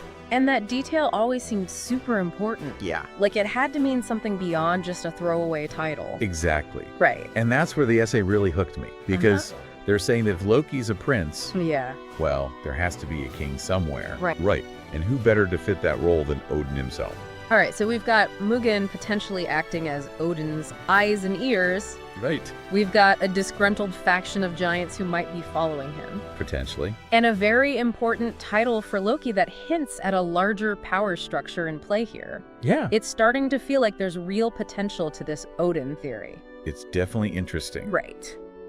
And that's just the tip of the iceberg.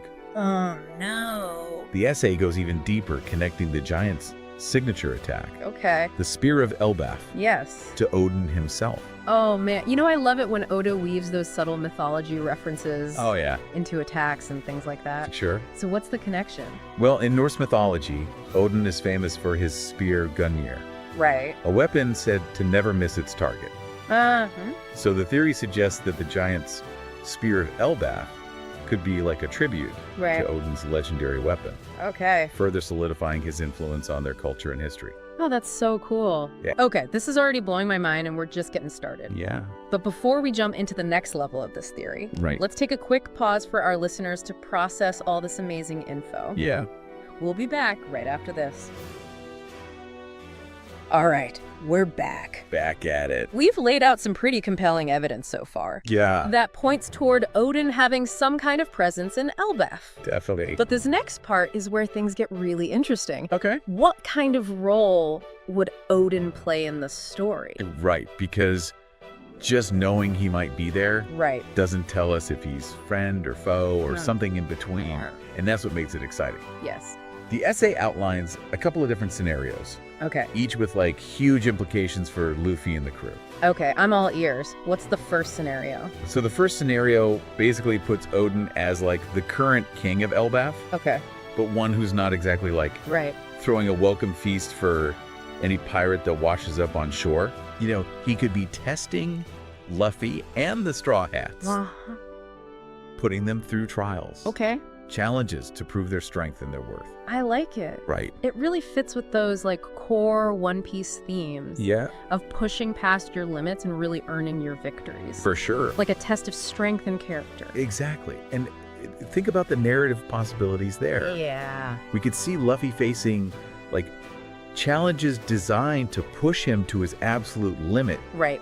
forcing him to tap into, new depths of his halaki Yes. or master new applications of his devil fruit powers. This is giving you like training arc vibes. Totally. Remember how he trained with Rayleigh during the time skip? Oh yeah. To learn how to control his halaki? Right. I feel like this could be like that, but on another level. Absolutely. And imagine the battles too. Oh yeah. If Odin is like pulling the strings behind the scenes, Yeah. we could see some crazy stuff. Luffy going up against opponents and obstacles unlike anything he's ever seen before. He's- It'd be amazing. Okay, so that's the first scenario. That's the first one. What about the second one? As compelling as that is, the second one the essay presents is even more intriguing. Okay. What if Odin isn't the current king, Okay. but a fallen king? Ooh. What if someone took his throne? Don't tell me, Loki. You got it. The essay suggests that Loki, being the trickster god that he is, Right. has usurped Odin's throne, Oh, man. perhaps even manipulating events to turn the giants against their former king. Oh, that's such a classic power struggle. Oh, it's perfect. And it would be right up One Piece's alley. Totally. Think about it. Yeah. Luffy and the Straw Hats Right. joining forces with this fallen king to take down a corrupt ruler. It's practically a One Piece story arc in a nutshell. It's perfect. Right. It taps into that recurring theme of fighting for what's right, Yes. even if it means siding with someone unexpected. And remember Rhodes' whole thing about not liking giants who follow humans? Oh yeah, absolutely. What if that's Loki's influence? It could be. Twisting the truth to maintain that power. Exactly. That adds a really cool layer to this. It would make it so much more complex. Luffy would not only be fighting for Elbaf's freedom, but also to restore the rightful king. Right. And expose all of Loki's deception. Exactly. And speaking of revelations, there's another layer to this whole Elbaf arc that we can't ignore. Right. The potential connection to Ragnarok Yes. and the secrets of the Void Century. Ragnarok, for those who might not know. Yeah. Essentially the Norse apocalypse, Yeah, right. a cataclysmic event Mm-hmm. involving, a great battle and the end of the world as they know it. Right.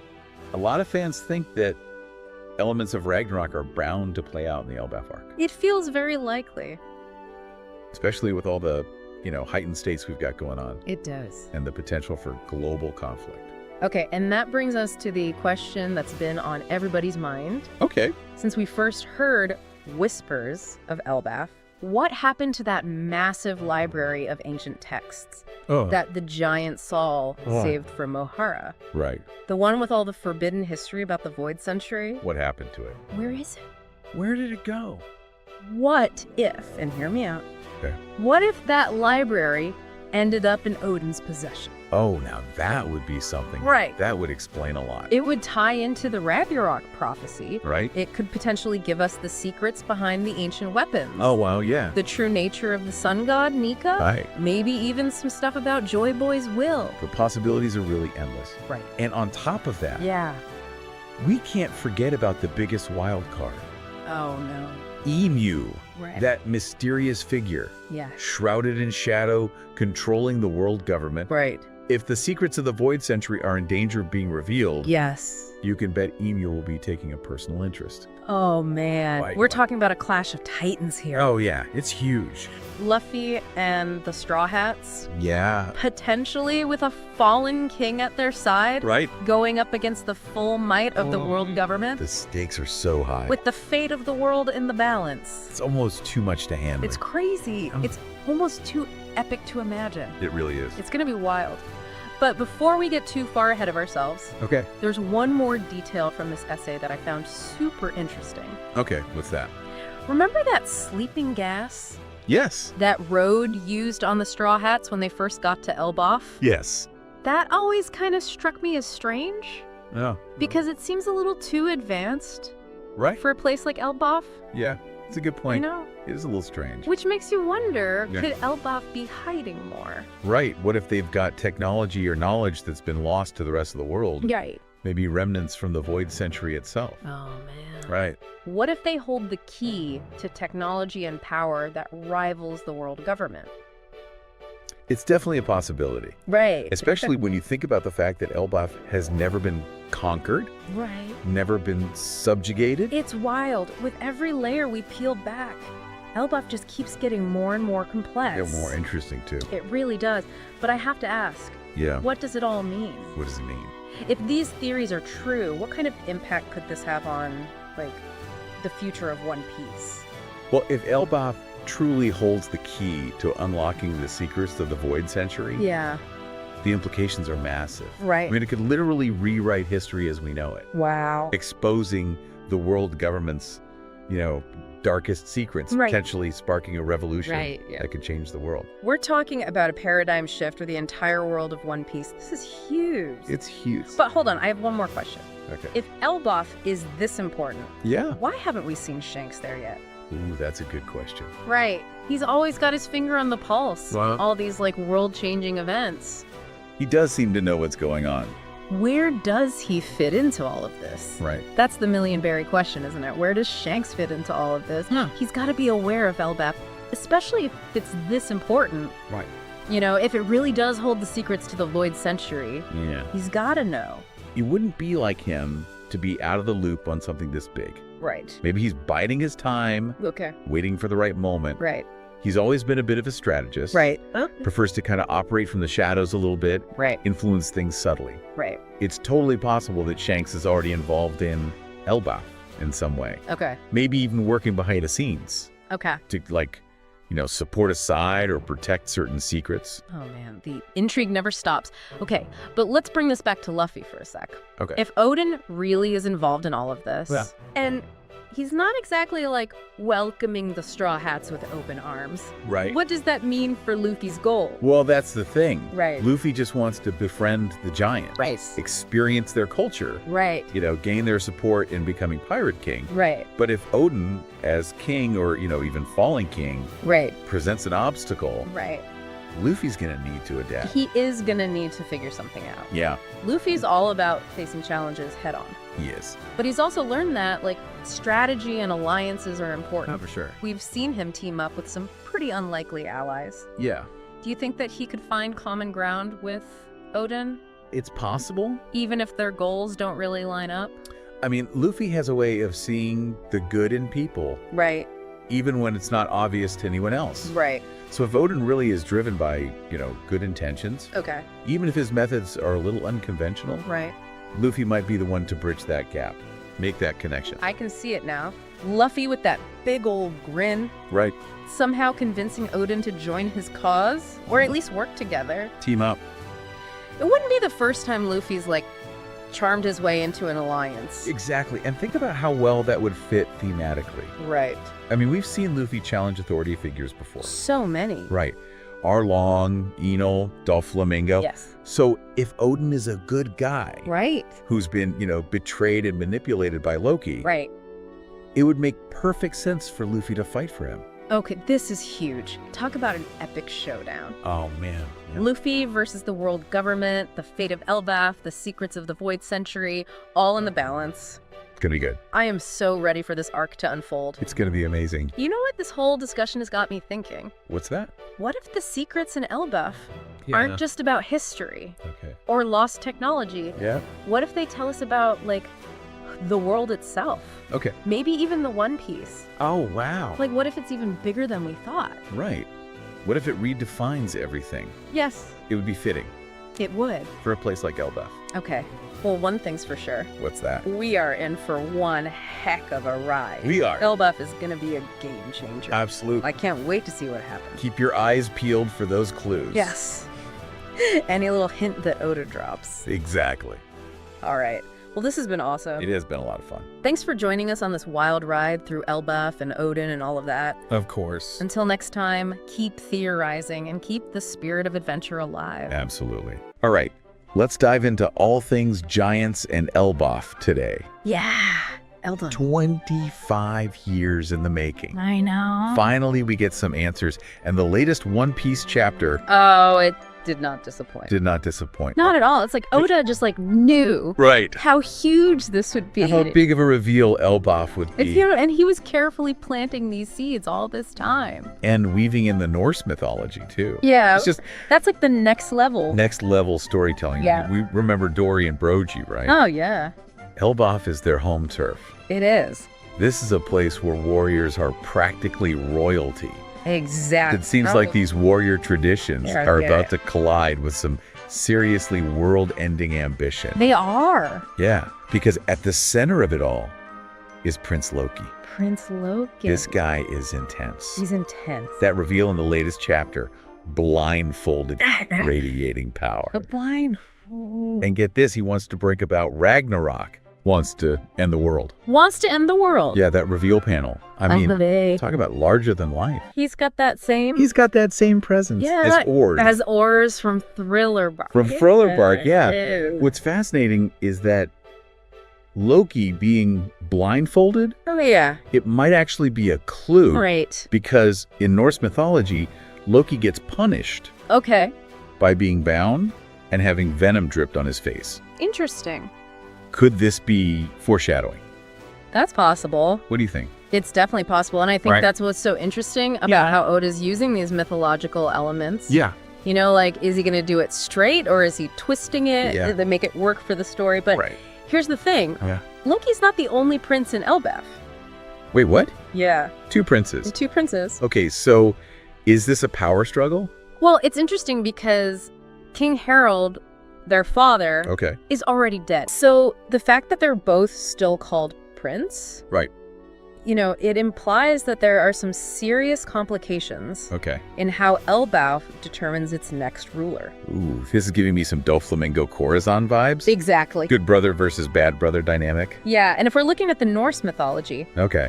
Haruden actually lines up with Odin more than Loki. Right? He's got that desire to be king. Right. His attack is called Gwar, after Odin's spear. Oh, wow. And he embodies that respect for giant traditions. Plus, he teamed up with Luffy, so Yeah, well, that's it's basically... the stamp of approval Yeah, for good guys in the One Piece world, right? it is. But if they're not actually related by blood, Right. what's the deal with their connection?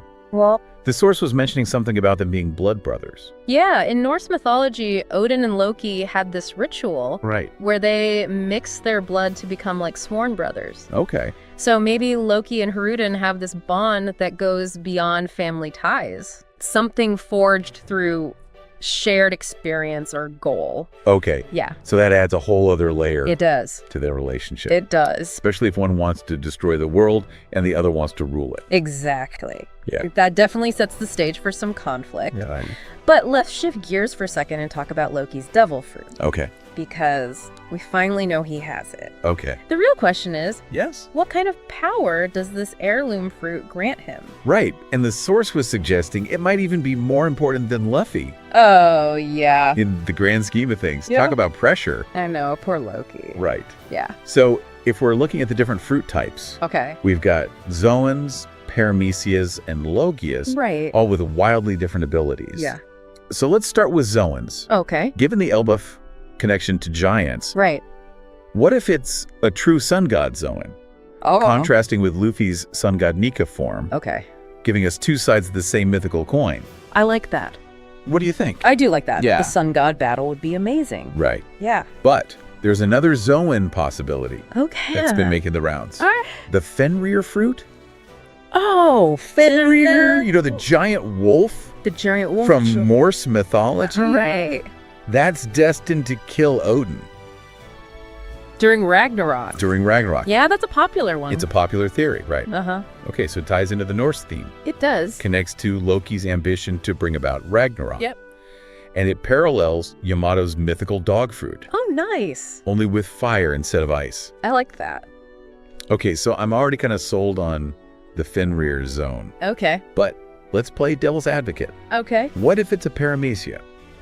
All right. Could we be dealing with some kind of sun-based power? Possibly. Or Manipulate. weather manipulation? Ooh. Making Loki a living embodiment of Uranus. Weather manipulation. I mean, you know, a good one. Anything is possible with Oda. That's a really good one. Right. Yeah. So a sun fruit would tie in with Vegapunk's research Oh, yeah. on the ancient energy source, It would. the mother flame, Right. and weather control Yeah, think about that. would be devastating. In the wrong hands. Right. Devastating. Plus, remember how Loki's known as a trickster Oh, yeah, the trickster god. in Norse mythologies? Right. What if his fruit is tied to hypnosis Ooh, or manipulation? that's a good one. You know, like mind control. Mind control, yeah. He could totally mess with people's perceptions. He could. Maybe even control Uranus. Oh, if it turns out to be If it turns out to be a living being. a living being, right? Right. Yeah. So many possibilities So many possibilities with Paramecias. with Paramecias. But let's Yeah. not forget about Logias. Oh, well. This is where things could get really interesting. You mean like a sun Logia Like a that surpasses Kizaru's power? suppresses Kizaru, yeah. Oh, wait, hear me out. A Logia that gives him control over all the elements. Oh, wow. He'd be like All the elements. a one-piece avatar. A one-piece avatar. I mean, come on. That would be That would be a game changer. it would be a game changer. Imagine a Logi awakening on that scale. I know, right? It could reshape Elbaf itself. Reshape Elbaf. And let's not forget the connection to Ragnarok. Right. Destruction and rebirth. Right. What if Loki's awakening is what triggers the destruction of Elbaf Oh. and in turn unleashes Uranus? Interesting. Ooh, that's a good one. Yeah. Right. It is. I think so. Yeah. Okay, so we've got a prince with a powerful, mysterious devil fruit who wants to bring about Ragnarok. Right. But how does this all tie into the bigger picture of the One Piece world? Well, you remember that visual parallel Oda drew Yeah. between Loki's introduction and Oars back in Thriller Bark? Oh, yeah. Both were chained up. Both had those imposing horns. Right. It's too deliberate to ignore. You're right. And then there's that giant sword we saw. Oh, the We're in chapter 1130. Yeah. It's massive. It is. Even for a giant. Huge. Could that be another clue about ancient giants? Absolutely. We know Oars was from Elbaf, and now we've got this giant sword that looks like it could have belonged to an ancient warrior. Yeah. It all points towards Elbaf holding the key to understanding the history of giants and their connection to the world government. So Elbaf is basically Giant Central. It is Giant Central. But what about Loki's devil fruit? Okay. Out of all the possibilities we've talked about, Right. which one do you think is the most likely and why? You know, I'm leaning towards the Fenrir zone. Okay. Think about it. Yeah. We've got all this Norse mythology woven into Elbaf. Right. Loki wants to trigger Ragnarok. Yeah. And Fenrir is literally the mythical wolf destined to kill Odin during Ragnarok. Right. It's just too perfect thematically. Plus, it would create this incredible parallel with Yamato Yes. and her mythical dog fruit. Exactly. Ice versus fire, wolf versus dog. Yeah. It would be visually stunning. It would be. But wouldn't a Logia awakening be more impactful? Okay. in terms of causing widespread destruction. You know, while a Logi awakening would be visually spectacular, Right. I think Oda's going for something more symbolic with Loki. Okay. He's not just a force of nature. Right. He's a cunning manipulator. A trickster. A trickster, yeah. Yeah. A Zoan form that embodies destruction and chaos just fits his character better. That makes sense. Yeah. But even if he has this powerful zone, Right. he can't bring about Ragnarok alone, right? Right. The source was mentioning something about potential alliances. Alliances. Oh, yeah. And let's be real. Yeah. The One Piece world is all about teamwork. It is. It is. So who do you think he might team up with? Well, you remember Eustace Kid? Ooh. He's got a score to settle with Shanks. Right. And what better way to get revenge than by causing chaos and destruction alongside Loki? They'd be a force to be reckoned with. Talk about a chaotic duo. I know, right? But wouldn't that make them enemies of the Straw Hats? Well, I can't see Luffy just standing by No. while they just wreak havoc. no, it definitely sets the stage Right. for some serious conflict. Right. It's not just Kid we have to worry about. Oh, no. Remember Gecko Moria Oh, Mario. and Cross Guild? Also Cross Guild? Oh, yeah. They're after the Straw Hats' poneglyph rubbings. Right. And Elbaf could be the perfect place to make their move. It could be. Whoa. So we could have multiple factions converging on Elbaf, Oh, yeah. all with their own agendas. It's going to be a mess. It's going to be an all-out war. It is. But what about the ancient weapon? Okay. How does Uranus fit into all of this?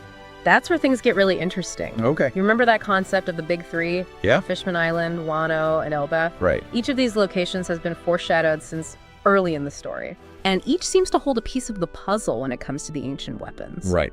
Fishman Island had Poseidon. Yep. Wano had Pluton. Right.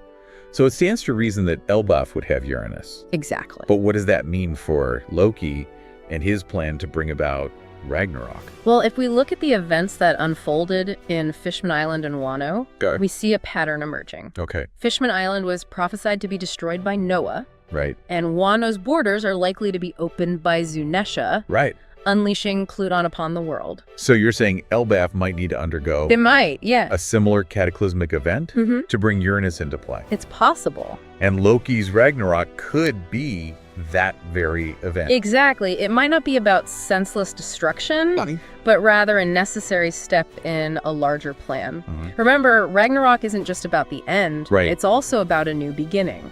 So Loki might be trying to usher in that new beginning, He could be. even if it means sacrificing Elbaf in the process. Possibly. But how does that tie into the liberation of Uranus? Think about the symbolism. Okay. Uranus is the god of the sky.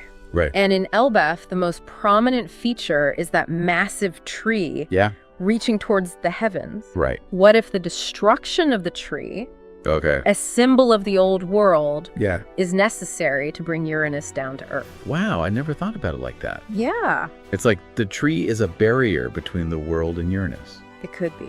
And breaking that barrier is the key to unlocking its power.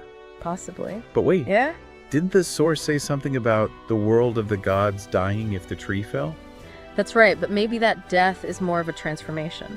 A shift in power from the old gods to the new. Okay. Perhaps Loki believes that by destroying the old order, he can create a more just and equitable world. So he's not just a power-hungry villain, Right. but a revolutionary He could be. who sees destruction as a necessary step towards creating something better. Exact. It's pretty deep. Pretty deep. Yeah. It certainly adds complexity to his character. It does. And it ties into a recurring theme in One Piece. Right. Challenging the status quo. Right. Fighting for freedom and equality. Yeah. Loki might be on the same side as Luffy in the end, He could be. even if their methods are drastically different. It's like they're two sides of the same coin, Right. both fighting for a better future, but with vastly different approaches. Right. Yeah. But that brings up another question. Okay. If Loki does manage to trigger Ragnarok and unleash Uranus, Yeah. who's going to control it? That's the million berry question, isn't it? Right. Will Loki try to control Uranus himself, Right. or will it fall into the hands of someone else? Right. Maybe someone unexpected. Ooh, like Blackbeard. Blackbeard, Or maybe even the world government. or the world government. Ooh. It's possible. Right. Remember, the world government has been searching for these ancient weapons for centuries. Right. They're not going to just sit back and watch Right. while someone else takes control of Uranus. So we've got all these different factions vying for power. We do. A prophecy of destruction and rebirth. Yeah. And an ancient weapon with the potential to reshape the world. It's starting to feel very endgamey. It is. It is. Yeah. And it makes the events unfolding in Elbaf all the more crucial. Right. We're on the cusp of a pivotal moment in the One Piece saga. We are. Where the fate of the world, Right. the legacy of ancient giants, Yeah. and the truth about Uranus will all come together. They will. But before we get too ahead of ourselves, Okay. let's not forget about another crucial element, All right. the human element. Yeah. Yeah, we've talked about prophecies and ancient weapons, but what about the people caught in the middle of all this? I mean, Elbaf's a kingdom with its own culture and history and families. It's not just a battleground for power struggles. You bring up a good point. And speaking of families, Yep. remember that little tidbit about Loki falling head over heels for Lola? He even asked for her hand in marriage. Wait, Lola, Big Mom's daughter. The one with, let's just say, questionable taste in men. What was Loki thinking? Well, that's the thing. Maybe it wasn't about love at all. Oh. Loki's a master manipulator, remember? Perhaps he saw an opportunity to forge an alliance with Big Mom through marriage, using Lola as a pawn in his game. Whoa, that's cold. So he might have been playing everyone from the start. It's possible. But Lola turned him down right. Why would she do that? Did she see through his act? Maybe she sensed something was off? That his heart wasn't truly in it? Or perhaps she saw a glimpse of his ambition, his desire for Ragnarok, and it scared her off. Yeah, that makes sense. Not exactly the ideal husband material if you're looking for a stable, peaceful life. But it just goes to show how complex Loki is. He's not just a power-hungry villain. There's a cunning, calculating mind at work here. Absolutely. And it makes you wonder about his true motivations. Is he really just driven by destruction? Or could there be a deeper, more idealistic goal behind his actions? You mean like maybe he believes that Ragnarok is necessary to create a better world, to break the cycle of oppression and usher in a new era of freedom and equality. Exactly. It might sound crazy, but it wouldn't be the first time a One Piece character believed that destruction was necessary for change. Look at Dragon and the Revolutionary Army. They're fighting against the world government, a system that's inherently corrupt and oppressive. So maybe Loki sees himself as a revolutionary too. He's just taking a much more, shall we say, explosive approach. Yeah. But even if his intentions are good, doesn't that make him incredibly dangerous? Without a doubt. He's playing with forces he might not fully understand, and the consequences could be devastating. But that's what makes this whole saga so compelling, right? We've got characters like Luffy who fight for justice, villains like Blackbeard who crave power, and then there's Loki, this morally ambiguous figure who blurs the lines between good and evil. He's a wild card, that's for sure. And it's impossible to predict what he'll do next. But one thing's certain. Elbaf is about to become the center of the One Piece world. We've got prophecies, ancient weapons, power struggles, and a cast of characters who are all about to collide in a truly epic showdown. It's going to be a battle for the ages, that's for sure. And as we eagerly await the next chapter, the question remains, will Loki succeed in bringing about Ragnarok? Will Uranus be unleashed? And what will the world look like on the other side of this cataclysmic event? That, my friends, is the real mystery. And it's one that will keep us theorizing and debating for months to come. But that's the beauty of One Piece, isn't it? It keeps us engaged, keeps us thinking, keeps us coming back for more. So until next time, keep exploring, keep questioning, and keep that One Piece spirit burning bright.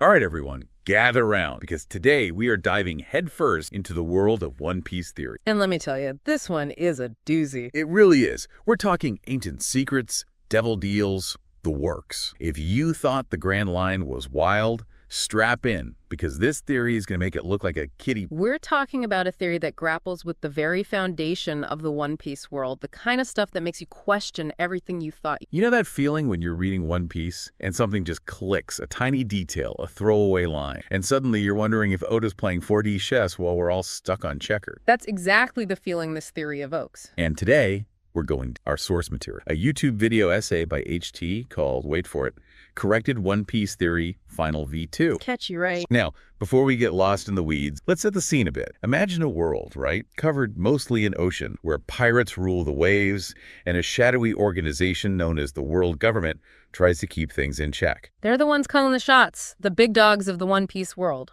And they enforce their rule with the might of the Marines, those lovable, I mean, those guys with questionable morals and even more questionable haircuts. But here's the thing. Within the world government, there's an even more mysterious group, the Five Elders, better known as the Gorosei. Ah, yes, the Gorosei. Those guys always look like they just smelled something awful, and it's probably the latest news about Luffy and the Straw Hat. What do you think? Precise. They operate from the shadows, seemingly even above the celestial dragons, those descendants of the world government's founders. And as if things couldn't get any more convoluted, we recently found out that there's someone above Ivar, or even the Gorosei, pulling the strings from the deepest, darkest shadows, whose very existence throws the established power structure of the One Piece world into complete disarray. Right. Talk about a plot twist.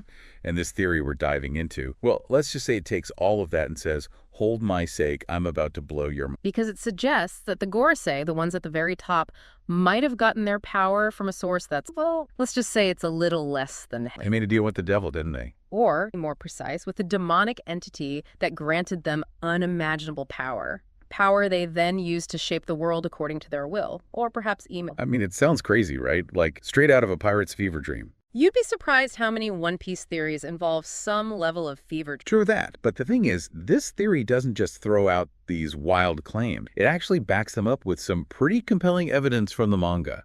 Evidence that, when pieced together, paints a very different and frankly unsettling picture of the Gorosei and their true nature. So where do we even begin to unpack this? Let's start with something that's always bugged. The Gorosei's uncanny ability to just shrug off injuries that would put anyone else 6 feet under. Ah, you're talking about their apparent immortality. Exactly. I mean, remember when Shanks just casually strolled into Marineford and Sengoku nearly had a heart attack trying to keep things from boiling over? Gorosei, cool as cucumbers, sipping their tea like it was just another Tuesday. It's almost as if they're unaffected by the passage of time. That's putting it mildly. And then there are their names. Saturn, Jupiter, Mars. I mean, those aren't just cool-sounding titles. They're direct references to Roman deity, hinting at a connection to ancient powers that goes far beyond what we've seen with, say, devil fruits. Okay, I see where you're going with this. Yeah. But even with the immortality thing, how does this theory link that to an actual deal with the devil? It's not like we see them with pitchforks and goatees, making contracts with shady figures and smoky backrooms. Not explicitly, no, but remember Brook's little side adventure during the time skip? He stumbles upon a group of villagers trying to summon Satan himself. Remember how they were going to use a specific type of magic circle? Oh, yeah. Those poor saps were trying to get some payback on those nasty slavers. Yeah. Desperate times, right? Indeed. But here's where things get interesting. Those magic circles, they look suspiciously similar to the ones we see when the Gorosei gather for their... Hold on. You're telling me those fancy pants meetings are less about world domination and more about demonic brunch? Yeah. Are they serving deviled egg? Because that would actually be terrifying. Well, maybe not brunch, but you're definitely onto something. The theory argues that this visual similarity isn't just a coincidence. It suggests that Imu, or perhaps the Gorosei themselves, made a similar deal with a demonic to gain their power. And they've been using that power for centuries to maintain their grip on the world. Now that's a plot twist for the age. A plot twist with teeth, I'd say. And fangs, probably. Most definitely fang. And you know what else this ties? The big one. The Void Century. Ah, yes. The Void Century. That giant question mark in One Piece history where the ancient kingdom mysteriously vanished. And conveniently, all records of it were wiped clean. Like someone was trying to hide someone. It's like they say, history is written by the victor. In this case, the victors really didn't want anyone digging into their past. Precise. This theory suggests that the Gorosei, or at least the folks would become played a key role in the downfall. They won, not through superior tactics or even brute force, but through, you guessed it, a little help from their demonic sugar. It's a theory that, if true, rewrites everything we thought we knew about the events of the Void Century and the very foundation upon which government was built. We're talking about a conspiracy that goes all the way to the top, folks. But before we get lost in the shadows of ancient history, let's shift our focus back to those mysterious Gorosei. Because, believe it or not, their supposed demonic pact is only the tip of the iceberg. Oh, there's more. I am both terrified and completely hooked. So we've established that the Gorosei are potentially immortal, possibly demon-powered, and without a doubt, shady as hell. But it gets even weirder because this theory doesn't just stop there. It dives deeper, claiming the Gorosei aren't just some random powerful figures who just happen to inherit their position. Well, no, it suggests they're directly connected to the very heart of the One Piece world. You're talking about a direct lineage, connection going all the way back to the foundation of the world government. Remember those 20 kings who established it all those centuries ago? Yeah, the ones who supposedly defeated the ancient king. Hold on, are you saying what I think you're saying? That the Gorosei are those original king, as in the very same guys who defeated the ancient kingdom made the deal with the you-know-who and D have been running the show ever since. It's a bold claim, that's for sure, but you gotta admit it would explain their grip on power. And the theory actually lays out some pretty convincing arguments to support this. Remember those scars we were talking about earlier? The ones that seem a little too prominent for a bunch of immortals? Yeah, you'd think after centuries, those scars would have faded. Unless they were inflicted before they gained their supposed immortality. Think about it. Scars from the Void Century War. A permanent reminder of the battles they fought and the power they ultimately... Okay, suddenly those scars seem a lot more significant. But scars can be, well, open to interpretation. You got any hard evidence to back this up? How about a sword? And not just any sword, but the Shodai Kitetsu, one of the legendary cursed blades said to be imbued with incredible power. All right, I'm following. One of the 12's Sayo o Wazamono grade swords. Right. The highest grade there is. But wait, isn't that sword? Wasn't last seen with Kutoma. Talking about Bartholomew Kuma, former warlord, former revolutionary. He's definitely not a Gorosei. Ah, but that's where the theory gets interesting. How did someone like Kuma, powerful as he was, end up with a sword as ancient and significant as the Shodai Kitetsu? So you're thinking there's got to be a connection, right? Like for Kuma to have gotten his hands on a sword that old, that important, it had to have been passed down through, well, someone really important, someone with a direct line to those ancient times. Precisely. It suggests a hidden lineage, a connection between the Gorosei and ancient artifacts, potentially even weapons dating back to the Void Century. Weapons they might have used to defeat the ancient kingdom. This is getting good, but there's more, right? The theory claims there's even more evidence to support this whole Gorosei are the 20 kings idea. Let's talk about character design for a moment. Each Gorosei member, with the exception of the newly appointed Garling, seems to be visually inspired by a real-world historical figure. And not just any, but leaders known for unifying their nations or ideology. Hold on, you're talking Abraham Lincoln, Gandhi, those kinds of figures, those historical heavyweights. You got it. We're talking Giuseppe Garibaldi, the man who played a pivotal role in unifying. We've got someone who looks suspiciously like Ignace Tai, a driving force behind Japan's liberal move. These aren't just random design. These figures were chosen. So it's like they're designed after unifiers because, well, they unified the world, at least under the world government. But instead of peace and all that jazz, they did it through what? Fear, attrition. It's a chilling thought, isn't it? These figures, revered for bringing people together, reimagined as the villains of the One Piece world. It makes you wonder, are they a twisted reflection of their historical counterpart? Were they once benevolent leaders who, over time, became corrupted by the very power they sought to control? Okay, now that's just messed up. Talk about a fall from grace. But it fits, doesn't it? This idea that the Gorosei, for all their outward power and authority, maybe they're actually prisoners in a gilded cage trapped by whatever deal they made all those centuries ago. Bound to uphold Imu's will, forever tethered to the shadows of the Void Century. Okay, that image is both kind of cool and totally terrifying. But speaking of shaking things up, we haven't even touched on what happens after the river. Remember, the whole reason this theory is getting a second look is because of Saturn kicking the bucket and this new guy, Garling, stepping up. Yes. Garling, the wild card.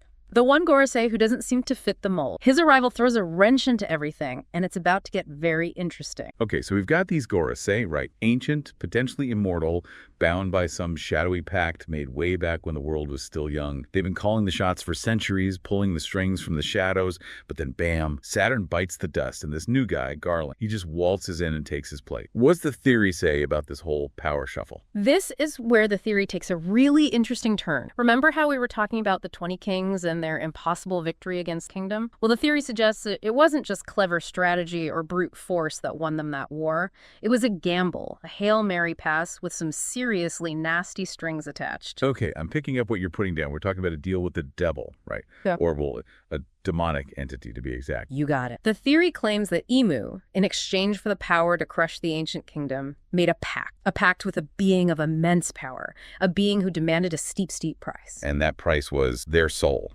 Bingo. The theory suggests that Imu, in their thirst for power, sacrificed something more than just their moral. They made a deal that bound their very demonic entity. And as part of that pact, they shared a sliver, just a taste of that power, with 5 key allies, the original Gorosei. Making them virtually immortal, giving them the strength to enforce Imu's will, to shape the world in their image. Centuries of unchallenged rule, all thanks to a little demonic boost. But where does Garling fit into all of this? It's not like he was around during the Void Century. That right there, my friend, is the million-berry question. See, the theory suggests that Garling's promotion isn't just some routine changing of the guard. Oh no, it's something far more significant, something that's never happened before in the world government's 800... And that means, don't leave me hanging. It means Imu, for the first time in centuries, felt threatened enough to break their own rules, change the game they'd been rigging for centuries. Okay, I'm officially hooked. So after all this time, after centuries of pulling strings from the shadows, what could possibly scare Emu so badly? Remember a certain someone who's making waves, a certain someone who's the spitting image of a certain legendary figure. Wait, are you talking about Luffy? Think about it. Luffy, the inheritor of Roger's will, the one who's awakened as the reincarnation of Joy Boy, his very existence challenges everything Emu has built. Because Joy Boy represents freedom, liberation. Joy Boy is the antithesis to Emu's control, a beacon of light in the face of Emu's dark. The theory argues that this is what has Emu rattled. So let me get this straight.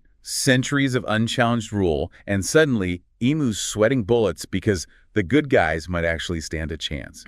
That's poetic justice if I've ever heard it. You could say that. And remember, we're talking about a power rooted in dark. Emu's power, according to the theory, comes from a deal with a demonic entity. And what happens when someone like Luffy, who embodies pure, unadulterated willpower, challenges that kind of power? I don't know, but I'm kind of terrified to find out. It's a classic battle of good versus evil, light versus darkness, with the fate of the world hanging in the balance. But back to Garling. Why replace Saturn specifically? Was he just not evil enough for Emu's liking? Yeah, what was up with that? Did Saturn forget to file his quarterly demonic report or something? It's more than just that. Think about Saturn's track. He failed, and failed spectacularly, to maintain order at the Reverie. He underestimated Luffy and the Straw Hats, let Vegapunk's message get out, and to top it all off, the ancient weapon Pluton was awakened on Wano right under his nose. Someone wasn't paying attention, were they? Exact. And the theory argues that Saturn's failings weren't just a series of unfortunate events. They were symptoms of a much bigger problem, a crack in the facade of control that Emu demands. Remember his reaction when Emu stripped him of his power?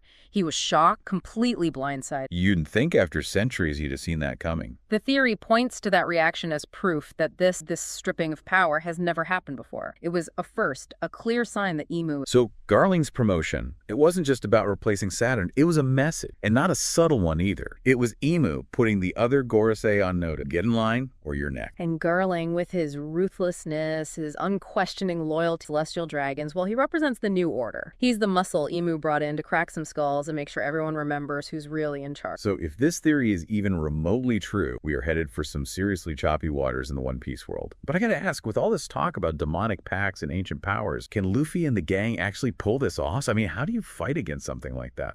That's the beauty of One Piece. It's a story where even when facing impossible odds, even when going up against enemies with powers beyond our comprehension, there's always hope. Because in the world of One Piece, dreams have power, friendship has power, and sheer, stubborn willpower, well, that can topple Emba. Okay, I needed that. It's good to be reminded that even in the face of overwhelming darkness, there's always a glimmer of light. But stepping back for a second, we've covered a lot of ground here. What are your final thoughts on this theory? Plausible, or is it just a bunch of crazy spec? Honestly, it's hard to say for sure. Oda, the mastermind behind it all, he's famous for his ability to weave these incredibly intricate narratives, full of twists and turns you never see coming. Could this theory be true? Absolutely. Is it outlandish? Sure. But more importantly, it's thought-provoking. It makes us question everything we thought we knew about the world of One Piece and the forces at play. So you're saying there's a chance? There's always a chance, right. And that's what makes theorizing about One Piece so much fun. We get to put on our detective hats, scrutinize every panel, analyze every line of dialogue, and try to piece together the puzzle that Oda's been constructing for decades. And who knows, maybe, just maybe, we'll uncover a truth that even Oda didn't intend. But even if this specific theory doesn't pan out exactly as described, it raises some seriously interesting questions. Absolutely. It makes us think about the nature of power, about the sacrifices we make in it, and about the cyclical nature of, and in the world of One, those are themes that resonate. Well said. This has been a wild ride, a deep dive into the heart of One Piece conspiracy. And as we resurface, let's keep those thinking caps on, folks. Keep your eyes peeled for clues and never ever underestimate the power of a good theory.